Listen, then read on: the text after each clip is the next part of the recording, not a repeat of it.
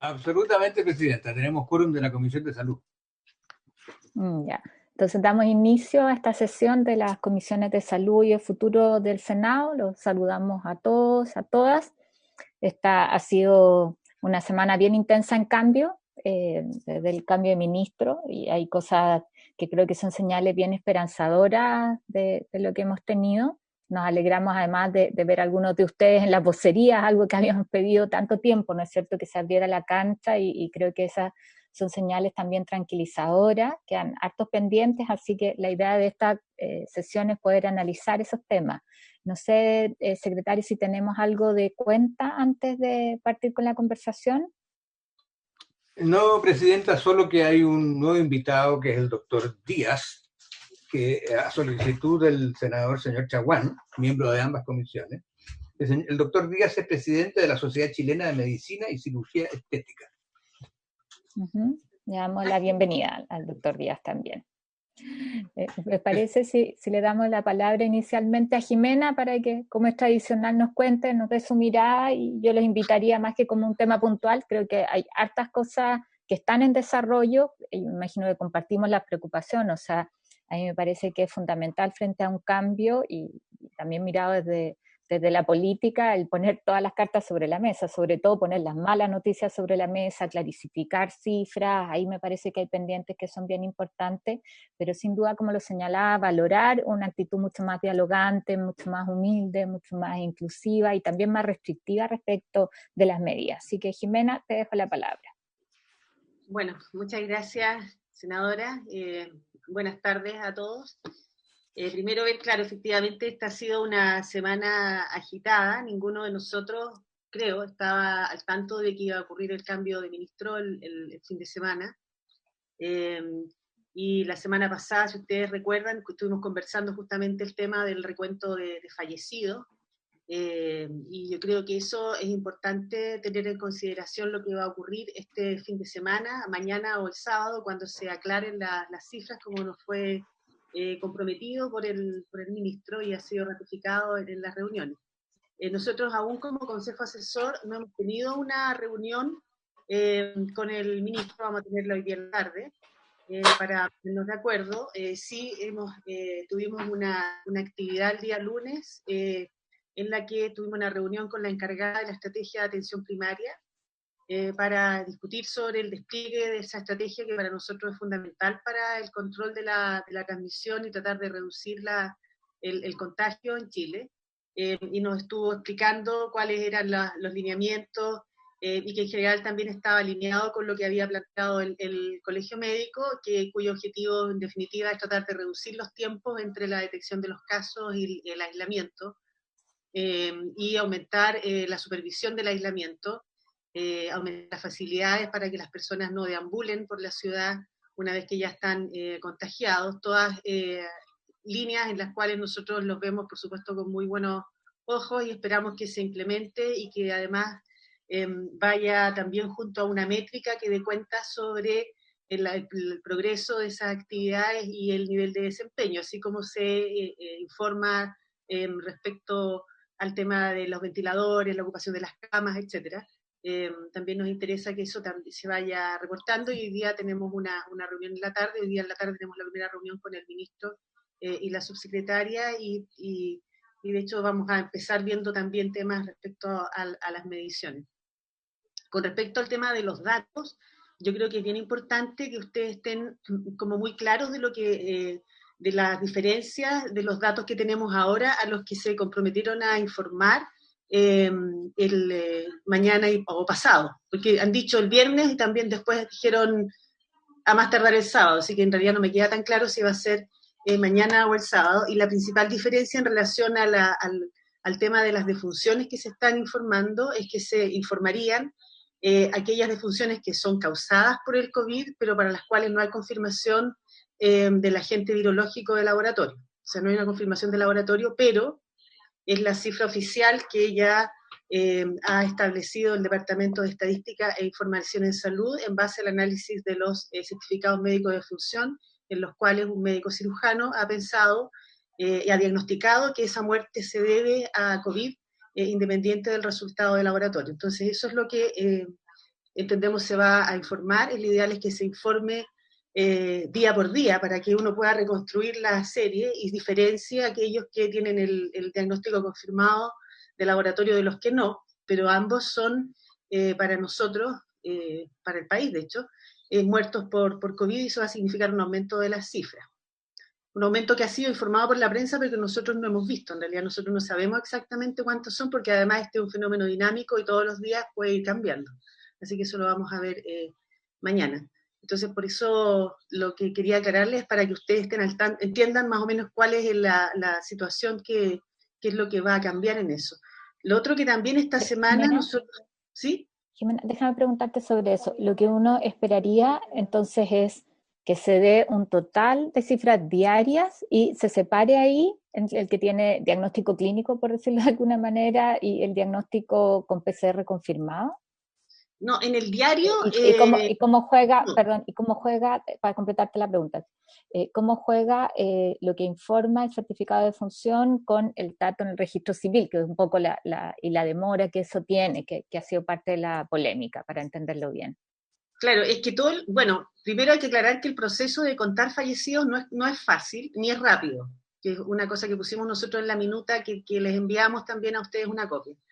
Entonces, normalmente durante las epidemias los países tratan de hacer un monitoreo de las muertes diarias y habitualmente ese monitoreo es a través de un sistema de notificación, ¿no? Es decir, se le pide a los médicos, a los establecimientos, que informen de cuántos pacientes ellos han visto fallecer o han diagnosticado su fallecimiento por la causa que uno está monitoreando y que lo reporten directamente a la autoridad sanitaria. Y eso es más rápido que el proceso formal en el cual la persona debe llevar el certificado médico de función al registro civil, ahí tienen que digitarlo y entrarlo a una base de datos. Entonces, el ministerio al principio tenía un sistema basado en notificación, y cuando detectaron que había personas que no les habían notificado y en un momento, no sé si se acuerdan, bruscamente el fin de semana el ministro dijo que había 600 muertos más, ahí decidieron cambiar el sistema y ellos cambiaron por un sistema sui generis, que antes no existía, que es entre medio de la notificación y el registro formal que hace el registro civil y que lo codifica el Departamento de Estadística e Información en Salud. Entonces, lo que están reportando ahora todos los días es este sistema sui generis. Lo formal y oficial es la codificación que hace el Departamento de Estadística e Información en Salud, pero que lo puede entregar una vez a la semana, por lo que nos han informado nosotros. No todos los días, porque es un trabajo detallado que hacen los codificadores. Y eso es lo que se va a entregar semana a semana.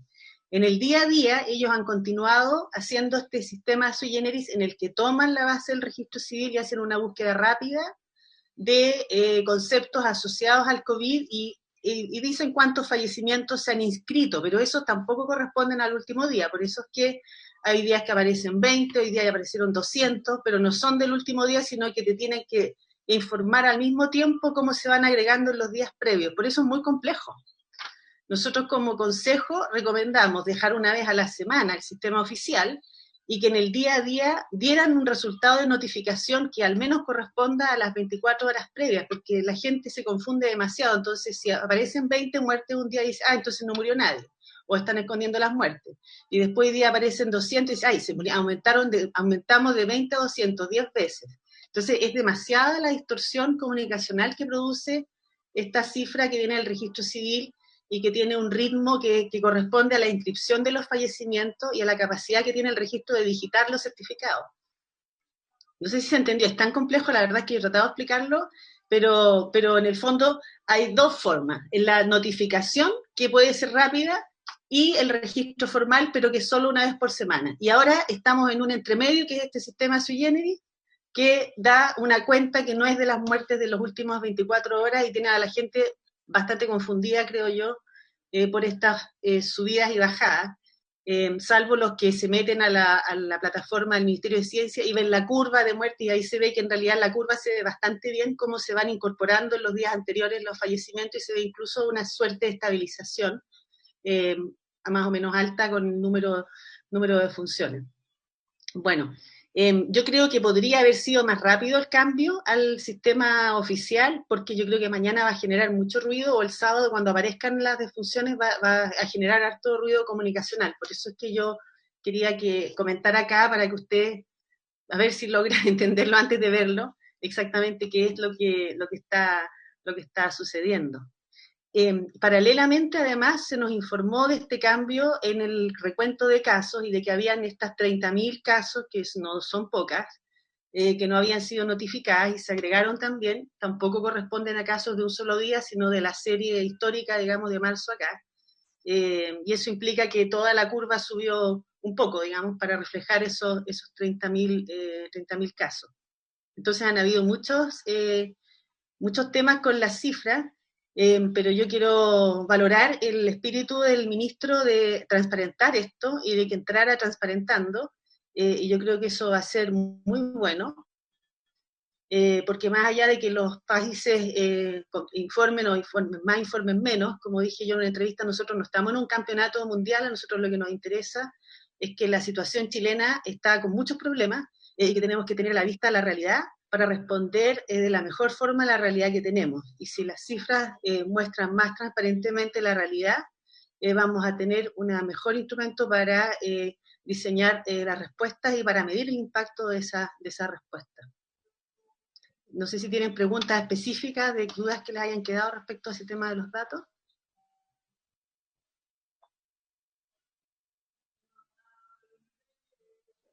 De mis colegas, ¿alguien uno quiere plantear alguna consulta sobre este tema de los datos?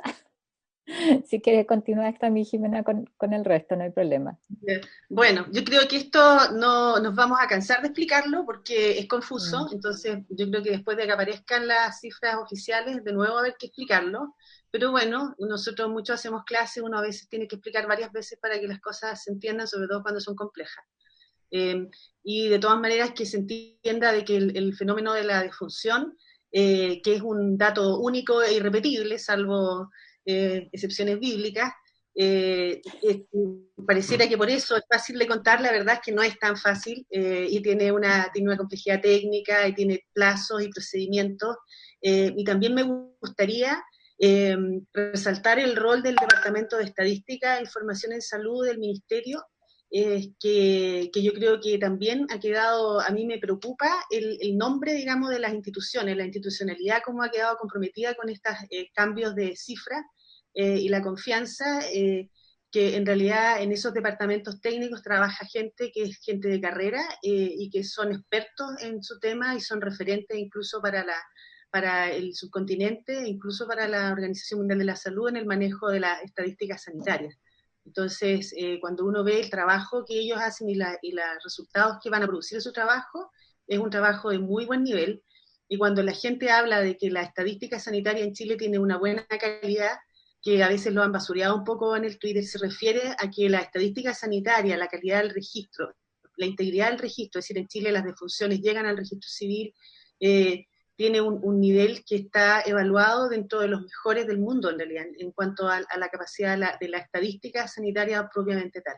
Entonces, lamentablemente, todas estas situaciones producen desconfianza en las instituciones, y yo creo que es parte de lo que hemos hablado en otras reuniones, de que aquí, después de que pase, o cuando baje un poco, arrecie el brote, hay que repensar muy bien en cómo se va a fortalecer la autoridad sanitaria en todas sus partes, una de las cuales es el tema del manejo de las cifras y la necesidad que hay de reforzar el sistema en esas áreas que son más invisibles, pero que cuando hay crisis se visibiliza todo lo necesarias que son. Cambio. Gracias, Jimena. Pablo, ¿quieres complementar algo? Caterina. Gracias, senadora. Solamente agregar que de todas las preocupaciones que hemos tenido, como que puso Jimena, también nos reunimos con el presidente de la Sociedad Chilena de Infectología y una representante de la rama de microbiología para ver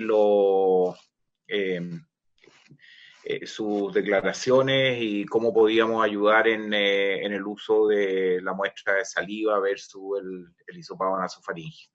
Así que avanzamos ahí, se van a hacer algunos protocolos y vamos a tratar de empujar facilitar esa parte.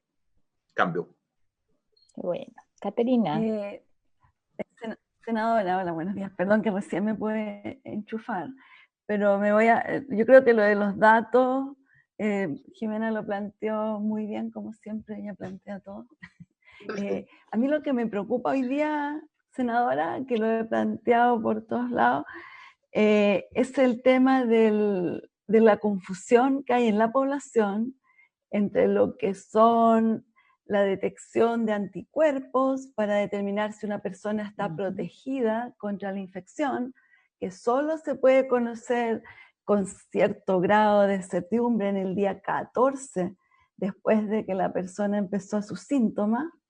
Recién ahí usted va a tener una densidad de anticuerpos que la puede detectar en una minúscula gotita de sangre en la punta de un dedo. Antes probablemente va a tener un error del diagnóstico, pero sobre todo lo que me preocupa, senadora, es que solamente le indica que usted está protegida si es que tiene positivo después del día 14. Si lo mide antes, no puede tener ninguna certidumbre de qué es lo que está midiendo. Y no le indica, cuando usted lo tiene positivo, quiere decir que usted no tiene peligro, lo más probable, de infectarse en los próximos 12 meses, esperamos. Pero eso es todo lo que quiere decir. Entonces yo hace poco vi en la televisión a un equipo de atención del municipio de Puente Alto, por ejemplo, muy bien entusiasmado, muy motivado, haciendo detección de anticuerpos en un personal, manipuladoras de alimentos, incluso adultas mayores que subían a un carro, no sé si ustedes lo vieron, y les tomaban el test rápido de anticuerpos, y le decían, usted está bien, le salió negativo, usted no tiene nada, váyase feliz. Y resulta que el mensaje, ¿me entiende? Era una adulta mayor que estaba sirviendo alimentos en ollas comunes. El mensaje era todo lo contrario. Usted no tiene anticuerpos, señora, usted es vulnerable. En este momento puede estar con el virus y puede mañana desarrollar síntomas o puede contaminar a otros, porque lo único que el test rápido dice es que usted no tiene anticuerpos. Y por lo tanto usted no está protegida y puede estar infectada o no, eso no lo puede decir. Y entonces a mí me preocupa porque también me han llegado de Curicó, de Temuco, de Antofagasta, que en farmacias y en laboratorios privados se hace este test y la gente apenas entra en contacto con un positivo, va y compra el test o lo compra por internet y dice, estoy bien, cuando la respuesta es estoy mal. La respuesta es decir, estoy mal, no tengo anticuerpos, soy susceptible, en cualquier momento puedo infectarme. Entonces yo encuentro que es urgente, uno, a entregar esta comunicación súper transparente, hacer un monito, una infografía para mostrar cómo los anticuerpos se demoran tanto. Es verdad que empiezan a subir antes, pero no lo va a detectar nunca la gotita de sangre del test rápido. Empiezan los anticuerpos a subirse desde que empiezan los síntomas, lentamente, pero para detectarlo un test rápido, antes de 14 días es prácticamente perder el tiempo. Eso es por un lado. Y por otro lado, hay una confusión, porque el Instituto de Salud Pública nunca ha hecho una validación de ni uno de esos kits. Lo único que ha hecho, hasta lo que yo sé, hasta lo que yo sabía, a menos que lo hayan hecho la última semana, ellos revisan la documentación que les entregan estos miles de empresas asiáticas que están produciendo estos kits rápidos, revisan que todo lo que ellos escriben, que hicieron, es correcto. Y si han hecho todos los pasos, le dicen, ok, usted hizo lo que había que hacer. Pero no es que hayan hecho una prueba vis a vis con un gold standard. Eso solo lo ha hecho algunos estudios que se han hecho en la Universidad Católica y en la UDD, y por lo tanto no podemos decir que esos kits estén validados. Entonces yo veo acá dos problemas. El primero, falta información a la comunidad que comprenda esto, y segundo, falta una verdadera validación de estos kits en Chile y de poder decir, bueno, cuáles de estos miden lo que dicen que tienen que medir, pero sobre todo cómo se interpreta el resultado. Porque yo pienso que es una herramienta útil, es una herramienta importante poder saber si yo tengo anticuerpos o no, pero está usándose mal, ese es el problema. Quería poner este punto por ahora. Sí, gracias Caterina, y sobre eso se los comentamos sesión pasada, me parece, o sea, se lo habíamos planteado a la subsecretaria, no alcanzamos, fue en la mañana que estuvimos con ustedes.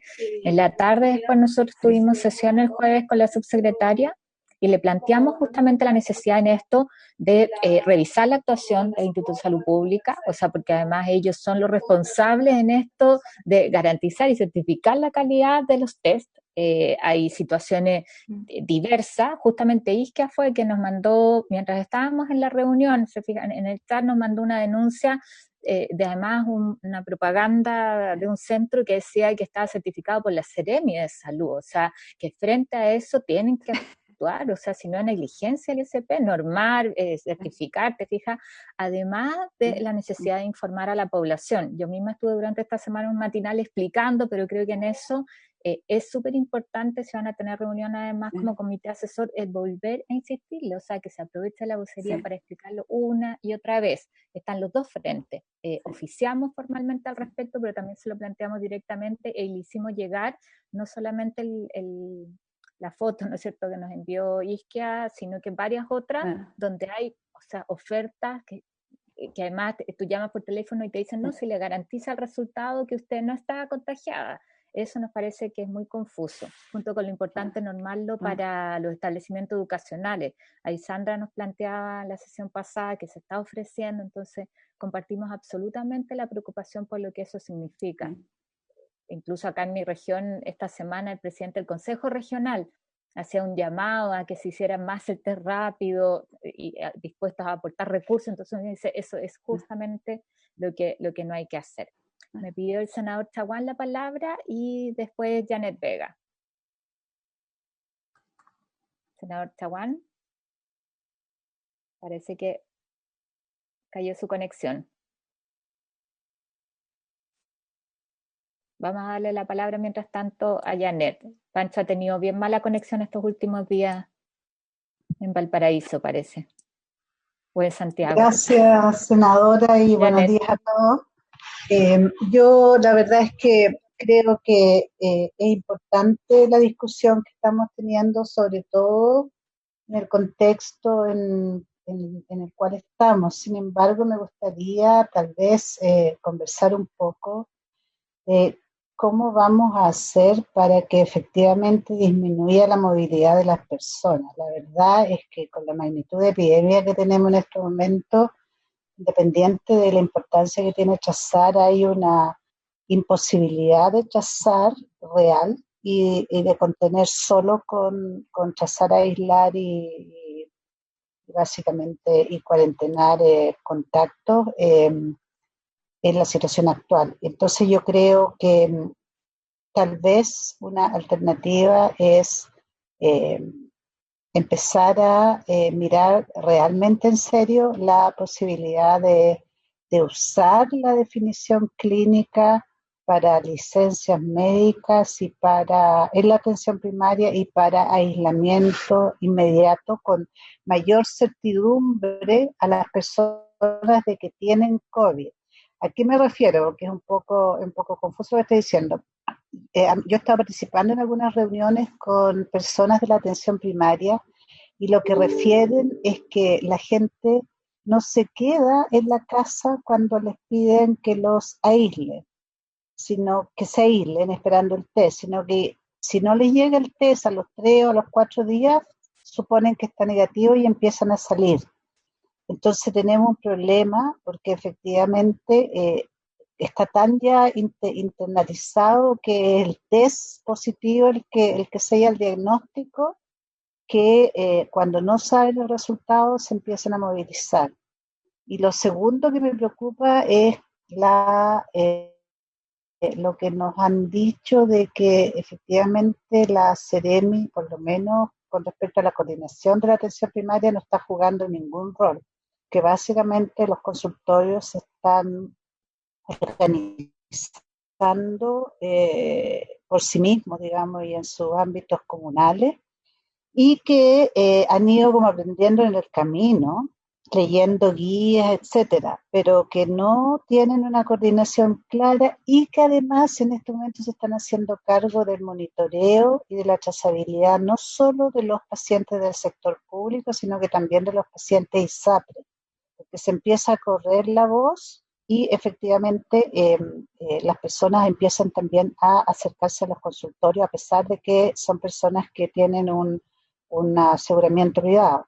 Esto, que es bueno desde el punto de vista epidemiológico, plantea nuevamente la necesidad de agregar con rapidez recursos, y esos recursos tienen que involucrar también tener la posibilidad de contratar recursos para por lo menos trazar, monitorear, etcétera. Eso por una parte. Y lo segundo, que yo creo que estamos en una emergencia con el tema de la movilidad. Es decir, no podemos seguir, en mi opinión, hablando de que vamos a castigar, que podemos poner 50 años de cárcel si queremos, pero si uno mira las cifras que entregó Carabineros hoy día de lo que hace Carabineros y Fuerza Armada, que es 0,5% de las personas que ellos están chequeando no tienen sus permisos, evidentemente el tema no parece ser porque las personas estén saliendo a la calle porque son desobedientes.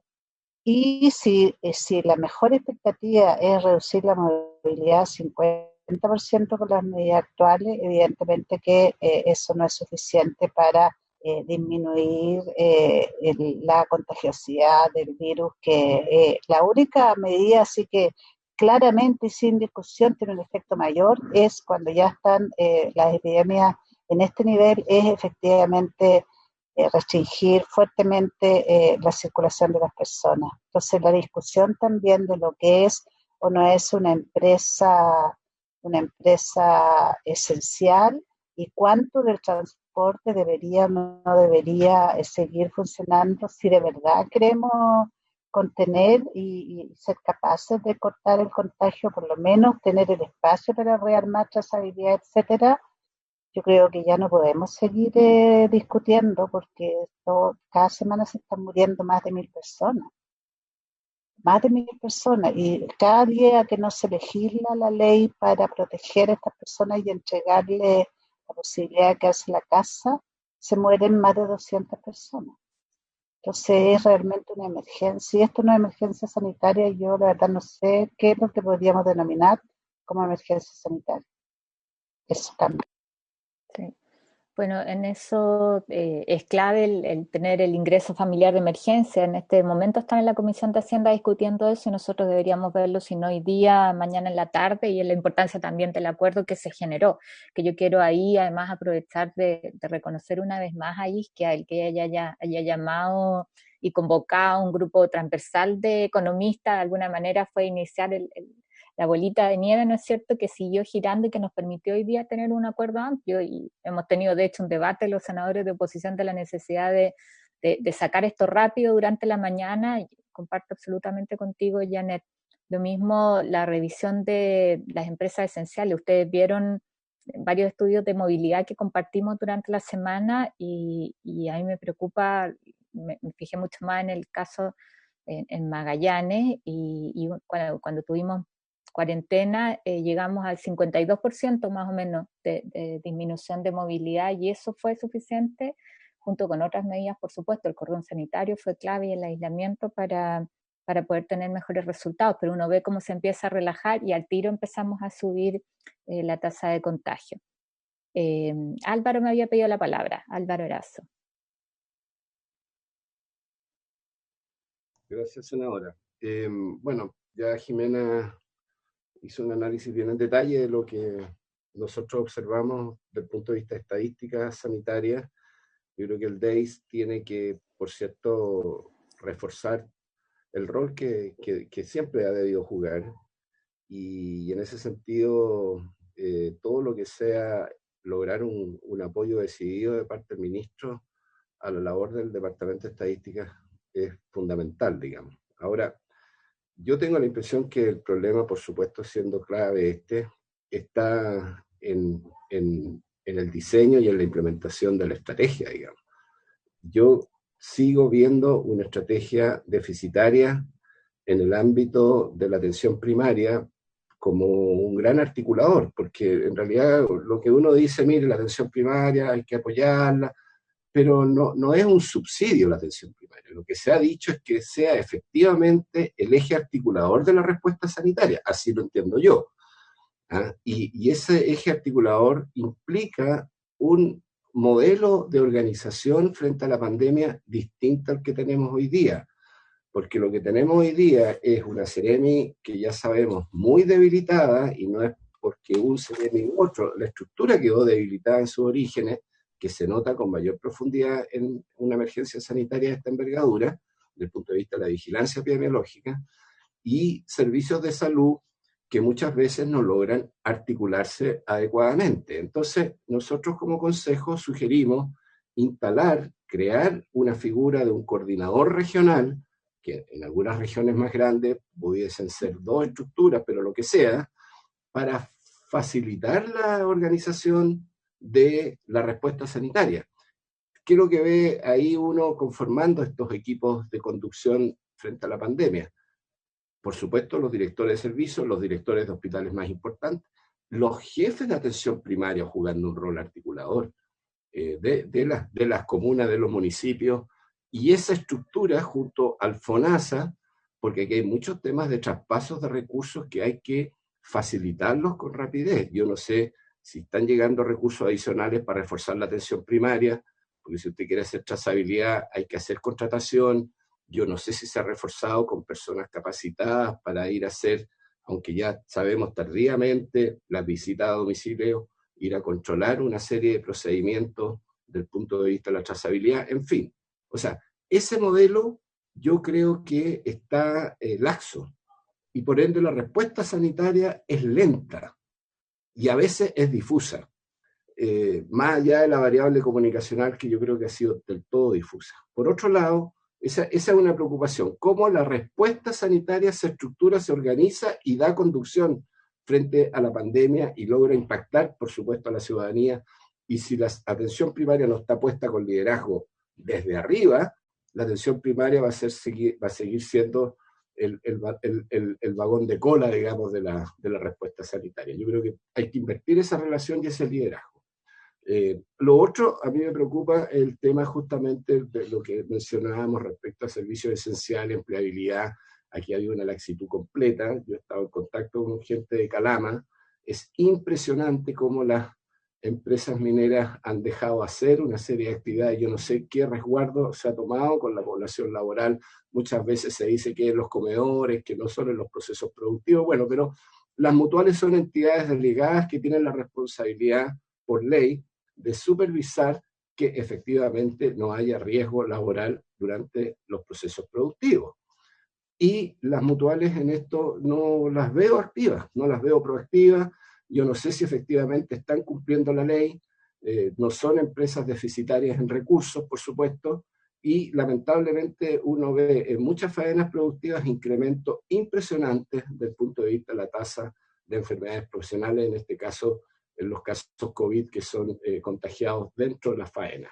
Entonces, ese es un llamado a atención. Esto yo creo que está pasando en otras áreas de las actividades productivas del país, en pesquera, etcétera. Entonces, la relativización de los servicios esenciales al final termina siendo todo esencial.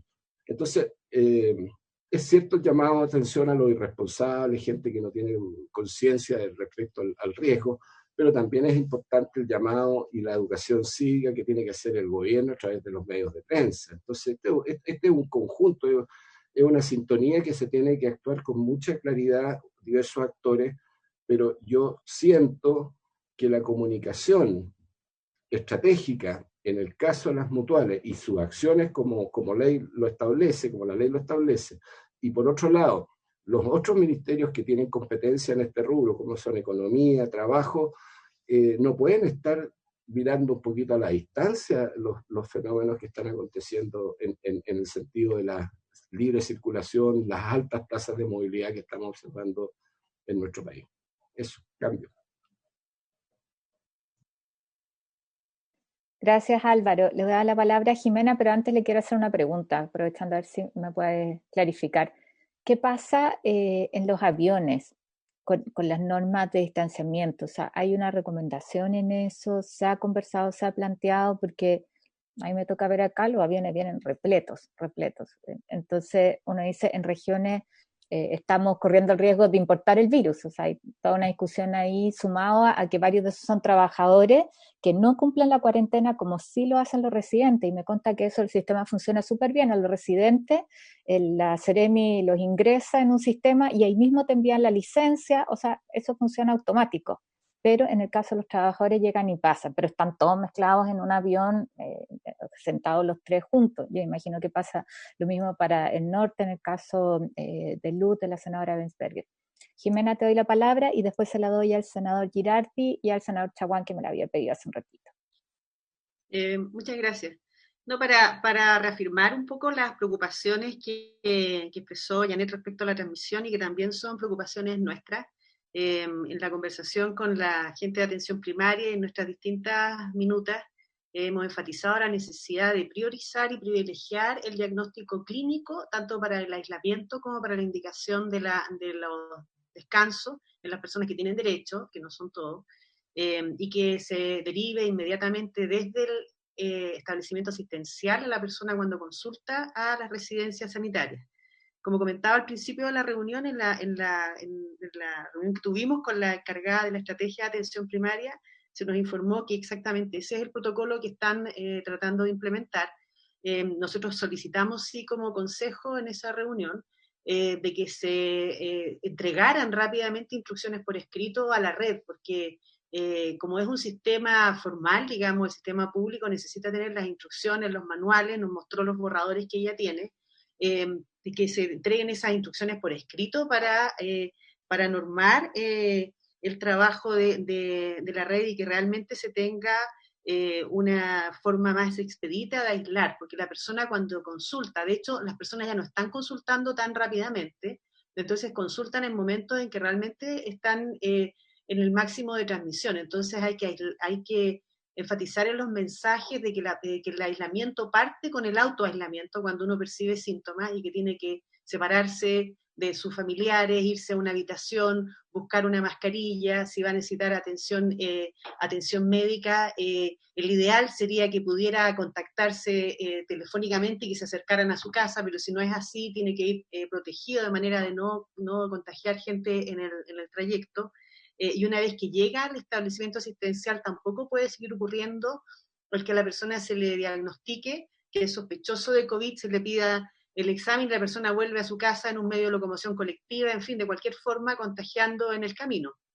Entonces eso se nos informó que efectivamente es así en los instructivos que ellos están preparando, pero necesitamos, como dice Álvaro, y reforzando también la idea que él ha planteado, una forma más rápida de pasar las instrucciones, y que esto iba acompañado con recursos que nos informaron que iban a ser traspasados esta semana a la atención primaria, cosa que también vamos a preguntar hoy día en la tarde si efectivamente eso se va a cumplir antes de mañana, digamos que termina la semana formal. Entonces yo creo que hay que ir empujando más a que la atención primaria tenga ese rol de pilar estructurante de la respuesta ante la pandemia, y que es una respuesta sostenible, y que es importante este rol del punto de vista universal. Y eso también, tomando un poco lo que mencionó Janet, yo personalmente, y eso es a título personal, no como consejo, yo creo que la atención primaria en Chile debiera ser universal. Yo no entiendo por qué, si uno paga impuestos, ya sea a través del impuesto a la renta o paga el IVA, y la persona está afiliada a FONASA o a la ISAPRE, no va a tener derecho a atenderse en un consultorio público que es financiado principalmente vía impuestos. Y yo pienso que esa es la forma de avanzar hacia un sistema universal de salud, que la atención primaria fuera universal y que se aumentara totalmente su financiamiento a cargo de impuestos de la nación. Y yo creo que eso es algo que hay que pensarlo muy bien, porque la crisis económica en la cual estamos nos va a llevar a que mucha gente tenga que recurrir al sector público, y yo también creo que los hospitales públicos deberían ser de acceso universal. Porque no es como las escuelas, en el fondo. Si la persona va a una escuela pública, todos tenemos derecho a mandar a los hijos y qué sé yo a las escuelas públicas, pero no al sistema público de salud. Y yo creo que sería bueno avanzar hacia un sistema universal más allá de la discusión de los seguros, que hemos estado incluso con Isquia en una comisión discutiendo sobre ese tema, partir con los prestadores y sobre todo con la atención primaria, que yo creo que como esta situación de que las personas requieran de la atención primaria es muy relevante que puedan realmente tener un acceso a ella. Respecto al tema de los aviones, bueno, el tema de los aviones hay un organismo internacional que ve la OASI, que es un organismo internacional de aviación civil, que tiene relaciones formales con la Organización Mundial de la Salud, y a través de la cual se establecen recomendaciones específicas tanto para el transporte aéreo también como el marítimo. Nosotros como Consejo no nos hemos metido en ese tema, no hemos discutido eso, ni he revisado yo qué es lo que establece, eso se ve específicamente, es parte de la estructura y de las relaciones que tiene el Reglamento Sanitario Internacional de la OMS con agencias relacionadas tanto con la Organización Internacional Marítima, la OIM, como la OASI, que es la de aviación civil, en la que hacen recomendaciones. Pero podemos revisar ese tema porque también en el Consejo se ha estado discutiendo de este tema del traslado, porque la minería también implica un traslado enorme de personas que están saliendo desde la región más afectada y por lo tanto sembrando o resembrando otras regiones, especialmente las del norte. Entonces, y no es raro, digamos, que Calama tenga ese nivel de transmisión cuando es el que se ve sometido a esta ida y venida de personas que están saliendo de la ciudad donde hay mayor transmisión en este momento. Eso también llama la atención de que en la prensa ha salido el tema del traslado de personas privadas de libertad desde Santiago a regiones. Yo creo que no es nada prudente trasladar a nadie desde Santiago hacia fuera de Santiago. Nosotros muy tempranamente en marzo recomendamos que se estableciera un cordón sanitario alrededor de Santiago. Nosotros nunca recomendamos que el cordón sanitario durara un día o un fin de semana. Nosotros dijimos cordón sanitario permanente. Siempre la idea fue que fuera permanente, porque esta es la ciudad que está dinamizando el brote, y ahora más que antes, y por lo tanto uno debería tener un particular cuidado que no saliera gente enferma de acá, de regular esa salida de personas, y sobre todo de personas que además pueden ser de alto riesgo. Lo que no quiere decir que hay que encontrar soluciones para que tengan mejores condiciones de reclusión las personas privadas de libertad. Entonces hay que tener ojo con todo eso, y vamos a revisar este tema de qué recomendaciones se han hecho para los vuelos y ver si quién está supervisando que eso se cumpla en el caso chileno como Consejo. Cambio. Te agradece eso, Jimena. Miguel me está pidiendo la palabra para complementar lo de los aviones. Se la voy a dar a él y después retomamos con los senadores y con Isquia. Voy a ser muy rápido porque iba a comentar antes que hablara Jimena, así que iba a decir exactamente lo que hice ella, justamente un tema que nos interesó y conversamos muy relevante a raíz de lo que estaba ocurriendo en Calama y en otras áreas del país, y la idea es discutirlo y sacar una recomendación. Super. El senador Girardi, ¿estás conectado, Guido? Sí. No, mira, yo creo que es importante lo que han sido estas reuniones, porque tenemos como la historia fidedigna de lo que ha ocurrido. Y a mí me parece que es muy importante señalar y valorar el trabajo que ha hecho el comité asesor, porque gran parte de los temas que hoy día estamos discutiendo se vienen planteando desde marzo, ¿verdad? Y yo lo tengo subrayado, tengo todas las minutas que ha elaborado el Consejo Asesor, cada uno de los puntos se señalaron oportunamente. Lamentablemente, hubo, yo creo que por parte de la autoridad, yo creo que un error de diagnóstico. Hubo un error de tratamiento y hubo un error comunicacional. Y a mí me parece que eso es muy importante asumirlo y eximir de toda responsabilidad del Consejo Asesor, porque insisto, todo lo que se ha planteado está señalado en todas las minutas. Pero me parece que hoy día, si bien yo valoro por parte del ministro el cambio de política comunicacional, eso no es suficiente hoy día, porque estamos frente a una situación que yo diría es extremadamente grave y delicada, y se requiere reajustar la estrategia y reponer el diagnóstico. Entonces, yo pienso que es muy importante que, por la importancia que tiene el Consejo Asesor, hay algunas materias que se han planteado acá que creo que el Consejo Asesor las debiera reponer en un nivel jerárquicamente superior, como instructivo, como orientación. Y es fundamentalmente que la lucha contra la pandemia hoy día tiene que ser, se ha dicho, pero aparentemente hay que decirlo con más fuerza, tiene que ser en la atención primaria. Y tiene que ser en el territorio. Y creo que tenemos que establecer protocolos a escala más fina para saber cómo va a funcionar esto. Porque nosotros estamos elaborando, se los podemos enviar un proyecto de ley que estamos discutiendo, que presentamos como senadores de la comisión respecto al uso de datos, para que se le pueda entregar los datos anonimizados a los directores de los consultorios, para que puedan ser usados justamente para que sea la atención primaria. Pero si queremos que la atención primaria funcione, hay que empoderarla. Porque hoy día el poder está radicado centralizadamente, está radicado en los directores de servicios, está radicado en los hospitales. Yo pienso que a lo que viene hoy día, yo comparto con Álvaro Erazo que podrían estar los directores de servicios y los directores de hospitales. Pero en lo que viene su participación en realidad es irrelevante, porque el centro de gravedad tiene que estar en la dimensión territorial, en el espacio micro. Y ahí es muy importante saber cómo se va a funcionar, porque todavía los consultorios no tienen la información. No está claro qué se hace. ¿Qué pasa cuando llega una persona al consultorio o tiene una PCR positiva? Claro, es de sentido común que esa persona, si tiene condiciones de hacinamiento, tiene que ir directamente al albergue.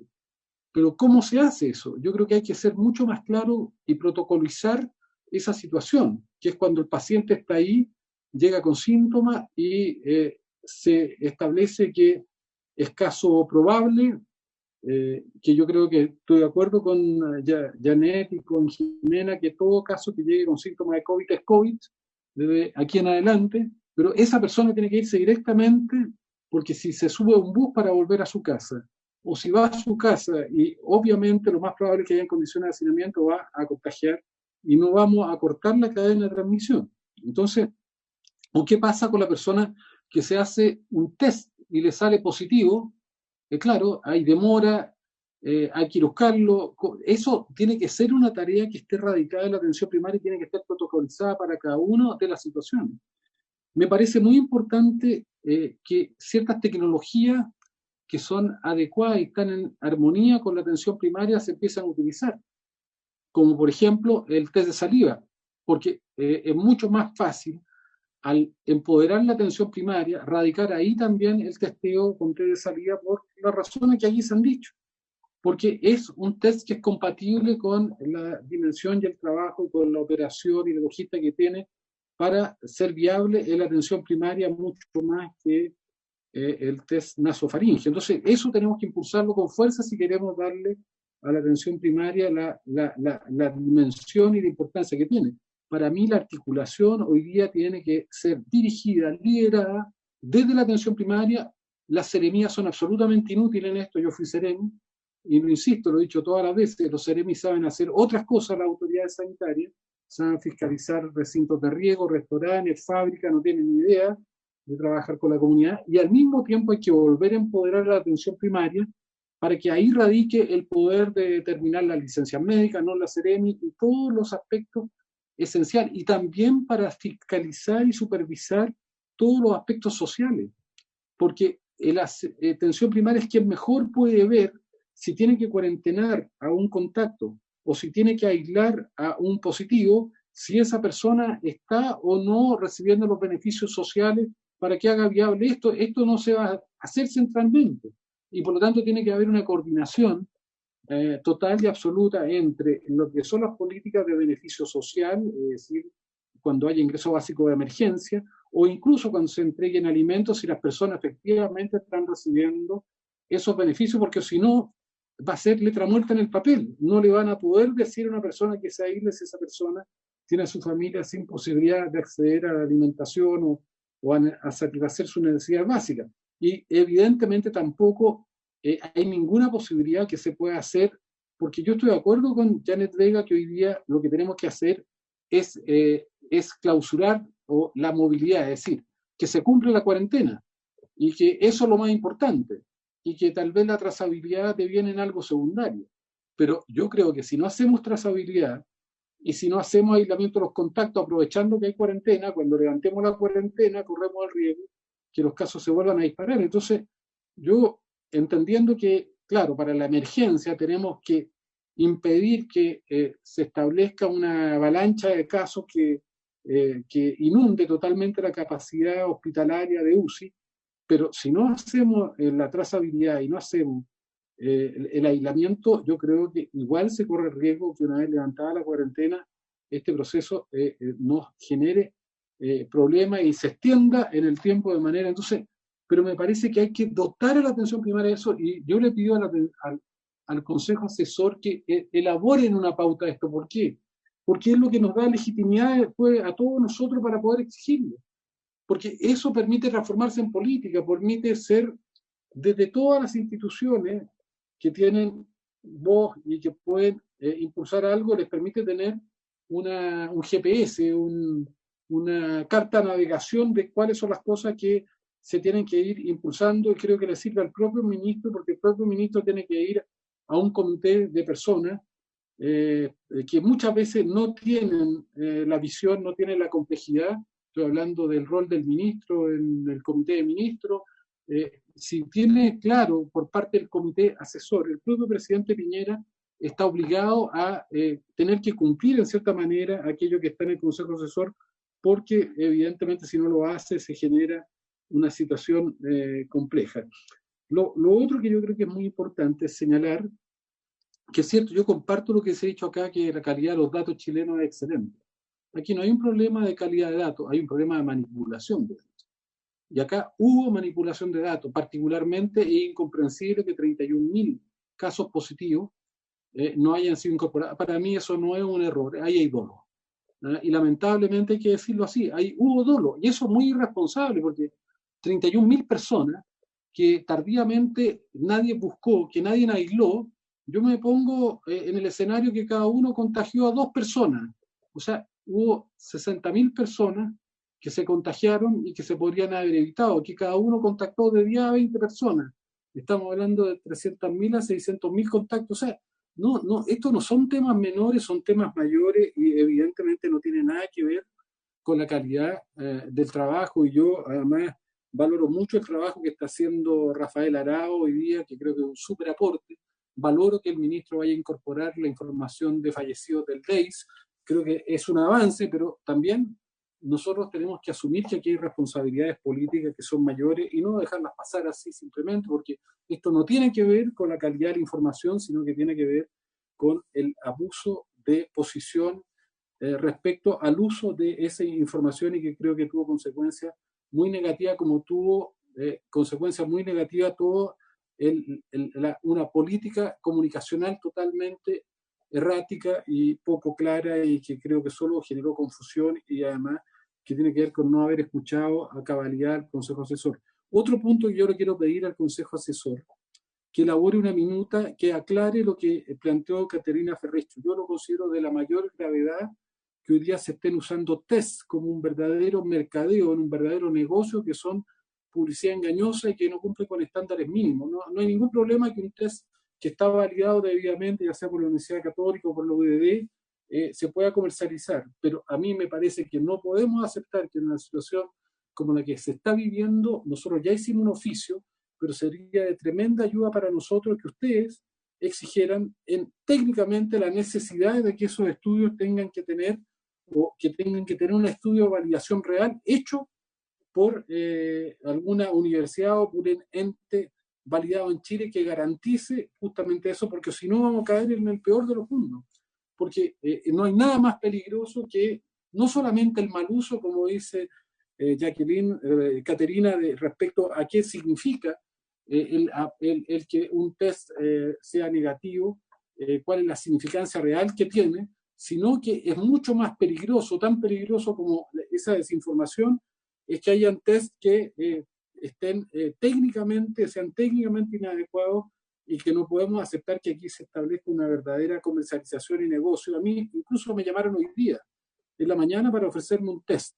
Y cuando yo les pregunto, bueno, ¿y qué validación tiene? Me dicen, no, mira, está validado por la FDA, está validado por el Instituto de Salud Pública. Entonces yo le dije, ¿por qué no me envía, por favor, a mi WhatsApp la validación que tiene ese test de la FDA y la certificación que tiene el ISP. Evidentemente no nos lo mandaron, te están llamando a las casas por teléfono. Entonces, yo les quiero pedir que haya un instructivo por parte de usted, porque eso nos ayuda a nosotros después para poder exigir con más fuerza y por último para llevar al ISP a la Contraloría o demandarlo judicialmente, porque no puede haber acá una omisión tan grave como lo que está ocurriendo. Entonces, yo por lo menos son esas dos peticiones.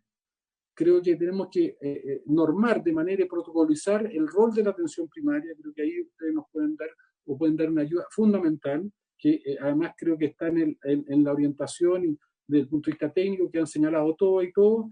Y lo otro es emitir una opinión respecto a la necesidad de que se certifiquen aquellos claramente y en qué condiciones los test anticuerpos, los test rápidos que se están usando hoy día de manera masiva y que nos pueden llevar a graves problemas. Esos dos temas yo quisiera solicitar.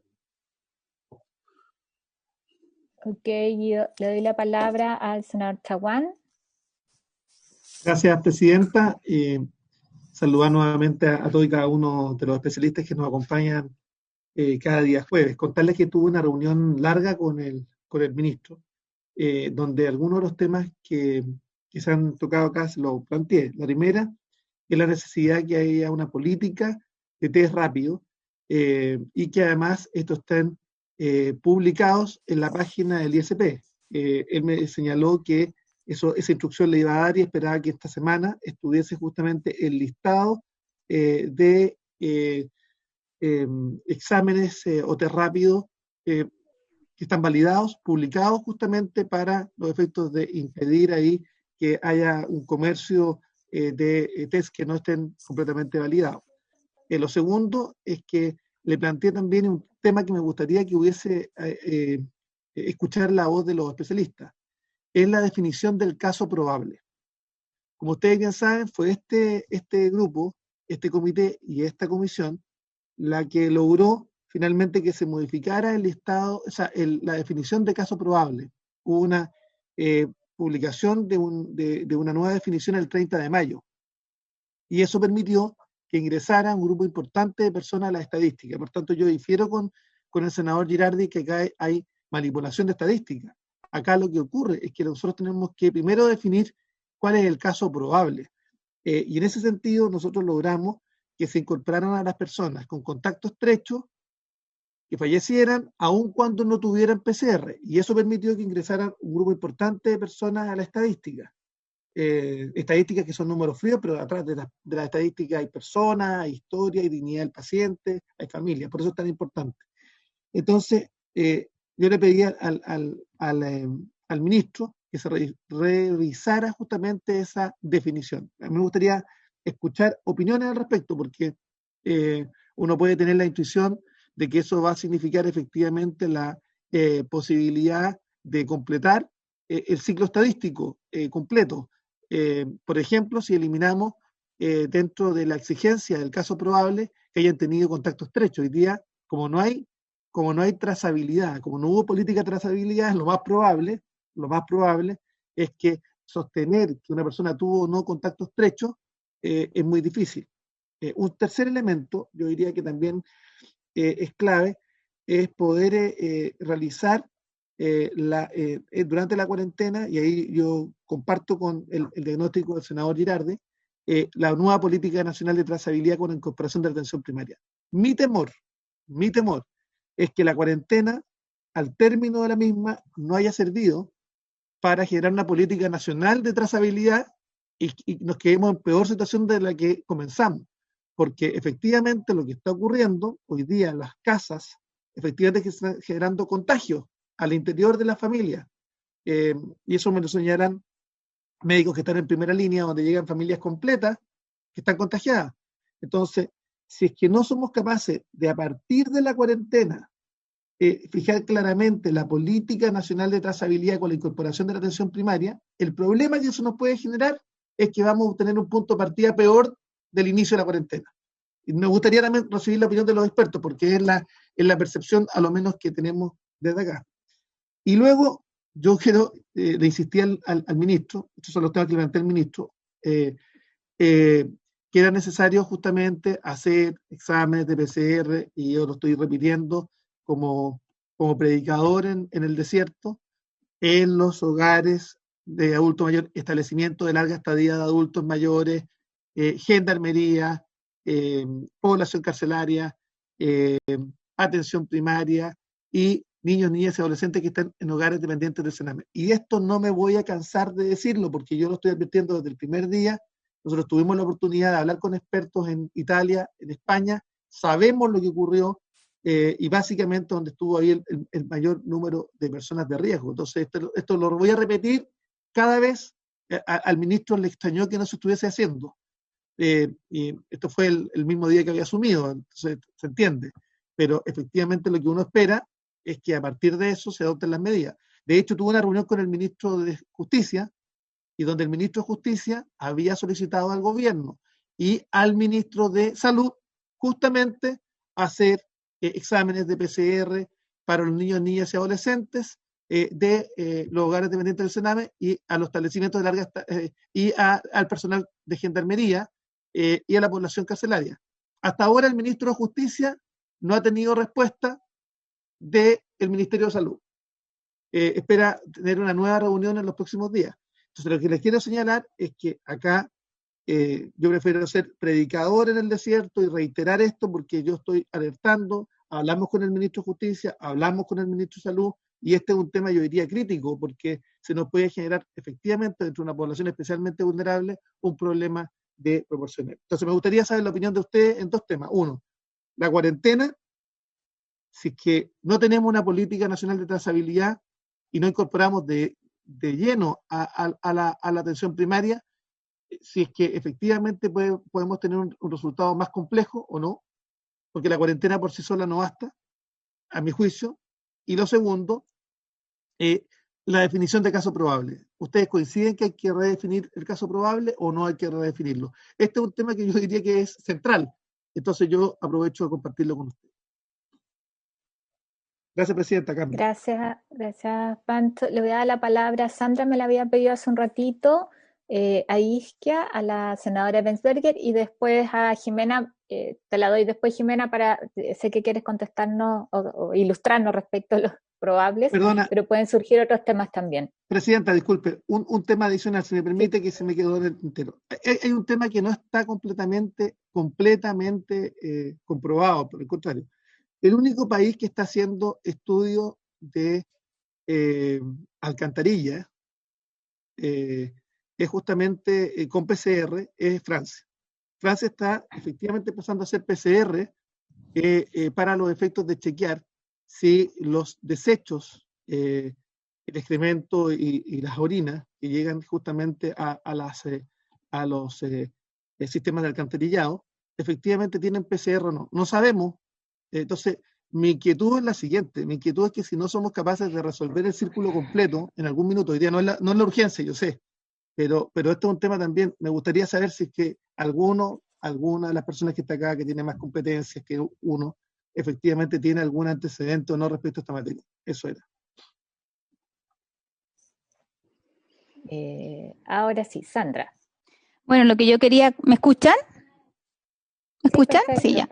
Lo que yo quería compartir tiene que ver con algo que había planteado yo hace un rato atrás, que tiene que ver con la conectividad y la zona roja, donde están los colegios, y Jimena habló de la educación pública y el derecho, etcétera. Yo hablo del derecho de los estudiantes a tener al menos conectividad. O sea, a nosotros nos pasa que tenemos apoderados, imagínate que se conectan a las 3 de la mañana en Quilicura, por ejemplo, para poder descargar las materias, para poder ayudar a sus hijos a que sigan avanzando. Entonces, yo no sé en qué perspectiva se puede avanzar en que la conectividad mejore en ciertas comunas, porque los colegios están haciendo esfuerzo por intentar virtualizar, sobre todo los que trabajan en sectores más vulnerables. Los apoderados, por su parte, también lo hacen, porque, no sé, tenemos casos de 4 hijos, un computador y una mamá que trabaja. O sea, se tiene que compartir el computador y además lo peor es que no tienen conexión. Entonces, yo no sé si se puede plantear apurar el proyecto. Incluso a nosotros mismos acá nos ha pasado que la conectividad es mala. Imagínate un profe con 45 niños o los que se puedan conectar tratando de hacer una clase. O sea,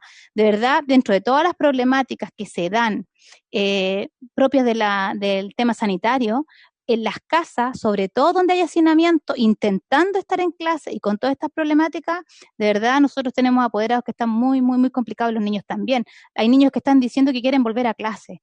O sea, dentro de todo lo que les está pasando. Eso quería poner sobre la mesa. Yo no sé si acaso existe, digamos, voluntad de generar mayor conectividad, sobre todo en los sectores más vulnerables para estas familias. Y quiero volver a reiterar, no solo los test rápidos, los famosos túneles, que ya me llegan ofrecimientos, no sé, ya día por medio de túneles sanitizadores que nos ofrecen a los colegios, que dicen que con eso casi cuando los niños entren van a entrar casi sin ninguna infección. Eso, gracias. No, gracias a ti, Sandra. Te voy a dar la palabra a Isquia, pero antes te vamos a enviar el texto que quedó en la ley sobre no corte de suministros básicos, porque ahí se incorporó una iniciativa parlamentaria que había respecto del acceso a Internet gratuito para los sectores más vulnerables. Entonces, para que tengas el detalle, bueno, que lo conozcas, y además porque ya finalmente yo me alegro que se promulgó esa ley, se zanjó, tenía que ver como servicio básico también el acceso a Internet. Isquia. Bueno, buenas tardes. Primero, bueno, saludarlos a todos y a todas y comentarles que por lo menos desde el Colegio Médico estamos bien esperanzados de este cambio ministerial. Hemos logrado conversar en 2 oportunidades con el nuevo ministro de Salud, en donde se han acogido gran parte de las cosas que llevamos tanto tiempo planteando. Por eso también creo que tenemos que hacer una autocrítica a todos los que participamos en esta reunión por el rol que hemos cumplido en esta pandemia, tanto en el mío propio, en la mesa social, en el consejo asesor, los parlamentarios, los senadores, porque creo que veníamos harto tiempo arrastrando cosas que se iban haciendo mal y la conversamos abiertamente, estábamos todos de acuerdo, pero no lográbamos incidir. En ese sentido, creo que este cambio en la conducción, creo que el doctor París tiene la mejor voluntad de acoger e implementar gran parte de las medidas que llevamos planteando harto tiempo, pero va a requerir apoyo. Y creo que es necesario que este espacio, la Comisión de Salud del Senado, el Consejo Asesor, la Mesa Social, los parlamentarios, en particular también los parlamentarios de gobierno, conversando con sus partidos políticos, colaboren para que las determinaciones sanitarias en esa reunión donde el doctor París quizá con 1 o 2 expertos van a tener que ir a pelear que estas medidas se empiecen a implementar, tengan un camino cada día más llano. Creo que ya no hay espacio para errores y creo que todos hemos participado de uno u otro. Este es un error, quizá el desarrollo de esta pandemia ha tenido un tema de la conducción, pero yo creo que en algún momento deberíamos haber sido mucho más activos de lo que fuimos y ojalá este cambio de conducción hubiera ocurrido antes. Sobre qué hacer ahora, creo lo mismo, hacia el apoyo a Rafael Arauz. Yo entiendo que hay harta rabia con los 31.000, pero agradezco que esto haya salido a la luz y que haya la voluntad de aclararlo, porque si no, esto seguiría tapado con tierra porque hubiera sido un misil para la oposición, como cuántas veces se ha dicho. Yo he conversado con Rafael antes para pedirle protocolos o algoritmos o flujogramas a prueba de monos, tanto para la ciudadanía como para el personal de salud. Y creo que ahí, si hay que meterte rápido, hay que meterlo, pero en una posición muy clara, y hay que colaborar con el ministerio, quizá consejo asesor, academia, lo podemos hacer como quieran, para empezar a crear unos flujogramas y quizá discutir, no agarrarnos del moño, pero entregarle o facilitarle ese trabajo porque es también sobrevendido en el ministerio, pero creo que es una fase clave.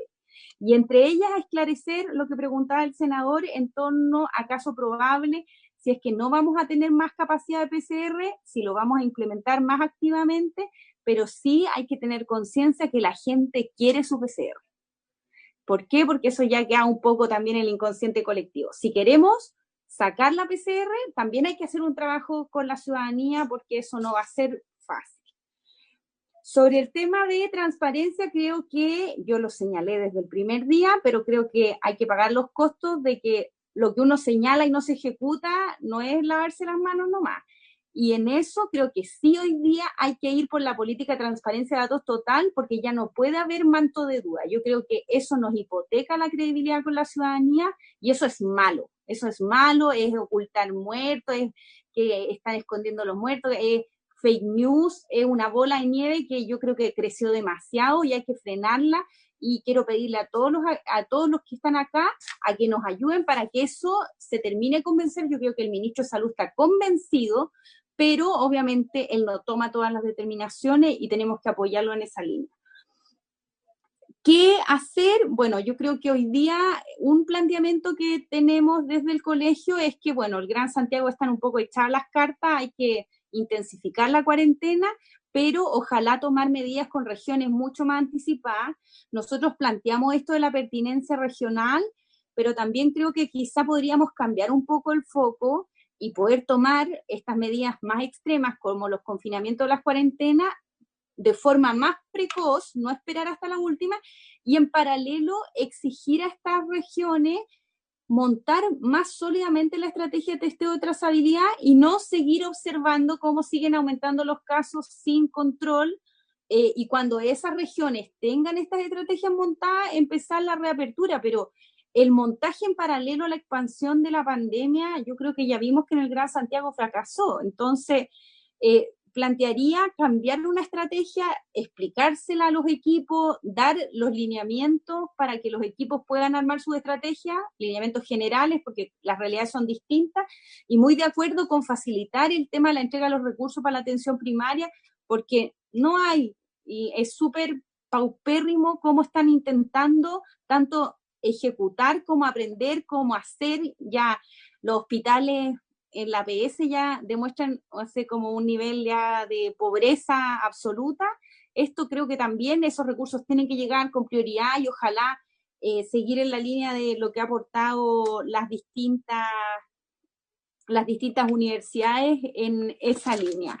Y creo que me quedo ahí, pero sí creo que desde acá, desde el consejo, del colegio, la mesa social y todo, más que nunca hoy día, reforzar al ministro. Yo creo que él tiene toda la voluntad de acoger todas las propuestas que están, sé que se van a juntar con los distintos actores, pero creo que si no, vamos a seguir dando tumbos, y eso necesitamos que llegue no solamente al ministro de Salud, sino que a la moneda, y ahí le quiero pedir ayuda en particular a los senadores, quizá reunirse con el presidente de la República y plantearle, bueno, ya hay una segunda fase y que él también nos ayude a que esa segunda fase se ejecute con velocidad. Gracias. Gracias, Isquia, perdón. La senadora Vestager. Gracias, presidente. Un par de comentarios y un par de consultas. Primero, respecto de el protagonismo que debe tener la salud primaria, concuerdo con eso.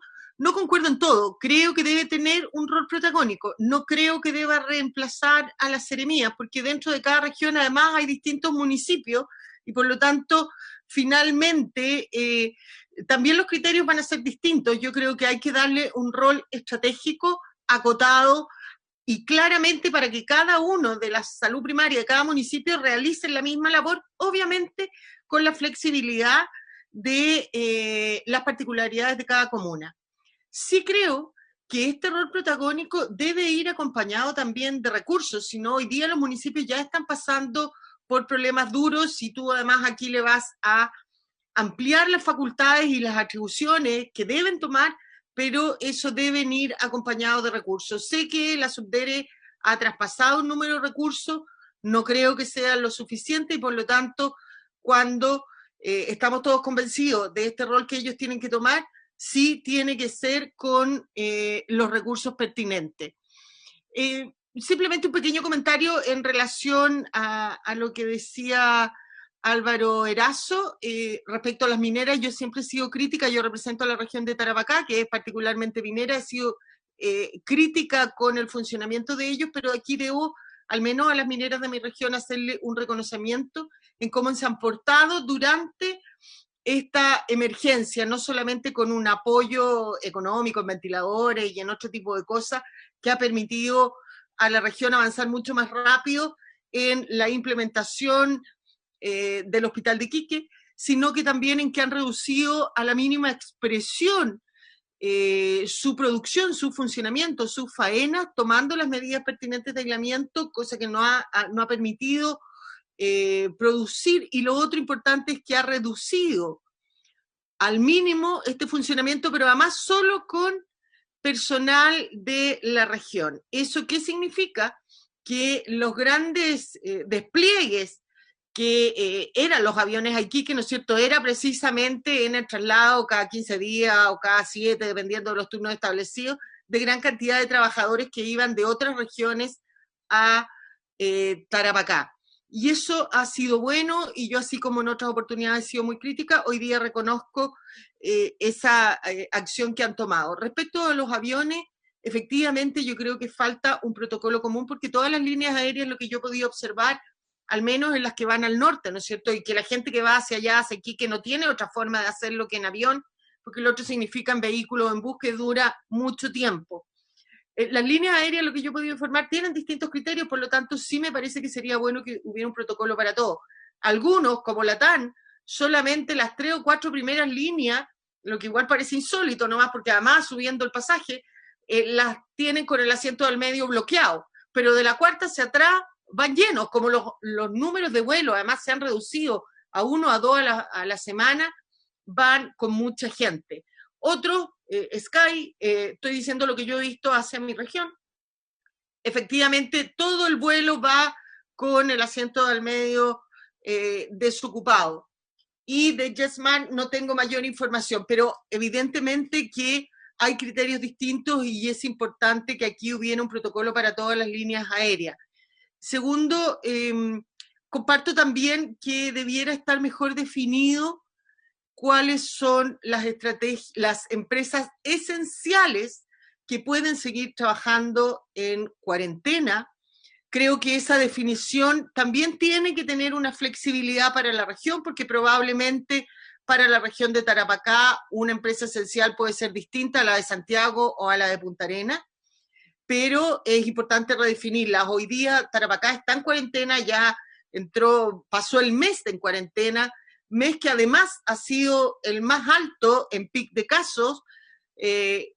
Hay un nivel de una región chiquitita que debiera haber podido controlar esto, cerca de más de 41.000 permisos diarios para una ciudad como Iquique, que tiene cerca de 200.000 habitantes. Es decir, al final uno se pregunta quién está haciendo cuarentena: los mayores de 75 años, las mujeres que probablemente no trabajen y los niños, pero el resto finalmente está todo trabajando. Creo además que aunar los criterios, aunar los protocolos o las minutas que señalaba el senador Girardi, comparto también, pero creo siempre, por favor, y eso siempre hay que mantener como estos protocolos y estas minutas lo mínimo a cumplir en todo el país, pero dejar una flexibilidad a las regiones. Nunca olvidemos que Santiago no es Chile, que muchas veces las medidas se toman pensando en Santiago y las regiones tienen realidades distintas. Creo que los Ceremis, al menos hablo por mi región, ha hecho una buena labor, pero debiera tener un poco más de flexibilidad. No puede, creo yo que ahí se equivoca el Ministerio de Salud, no puede instruir al Ceremi de cada región. Debe instruirlo en lo mínimo, pero tiene que tener también los Ceremis un poco de libertad, dependiendo de lo que pase en cada una de las regiones.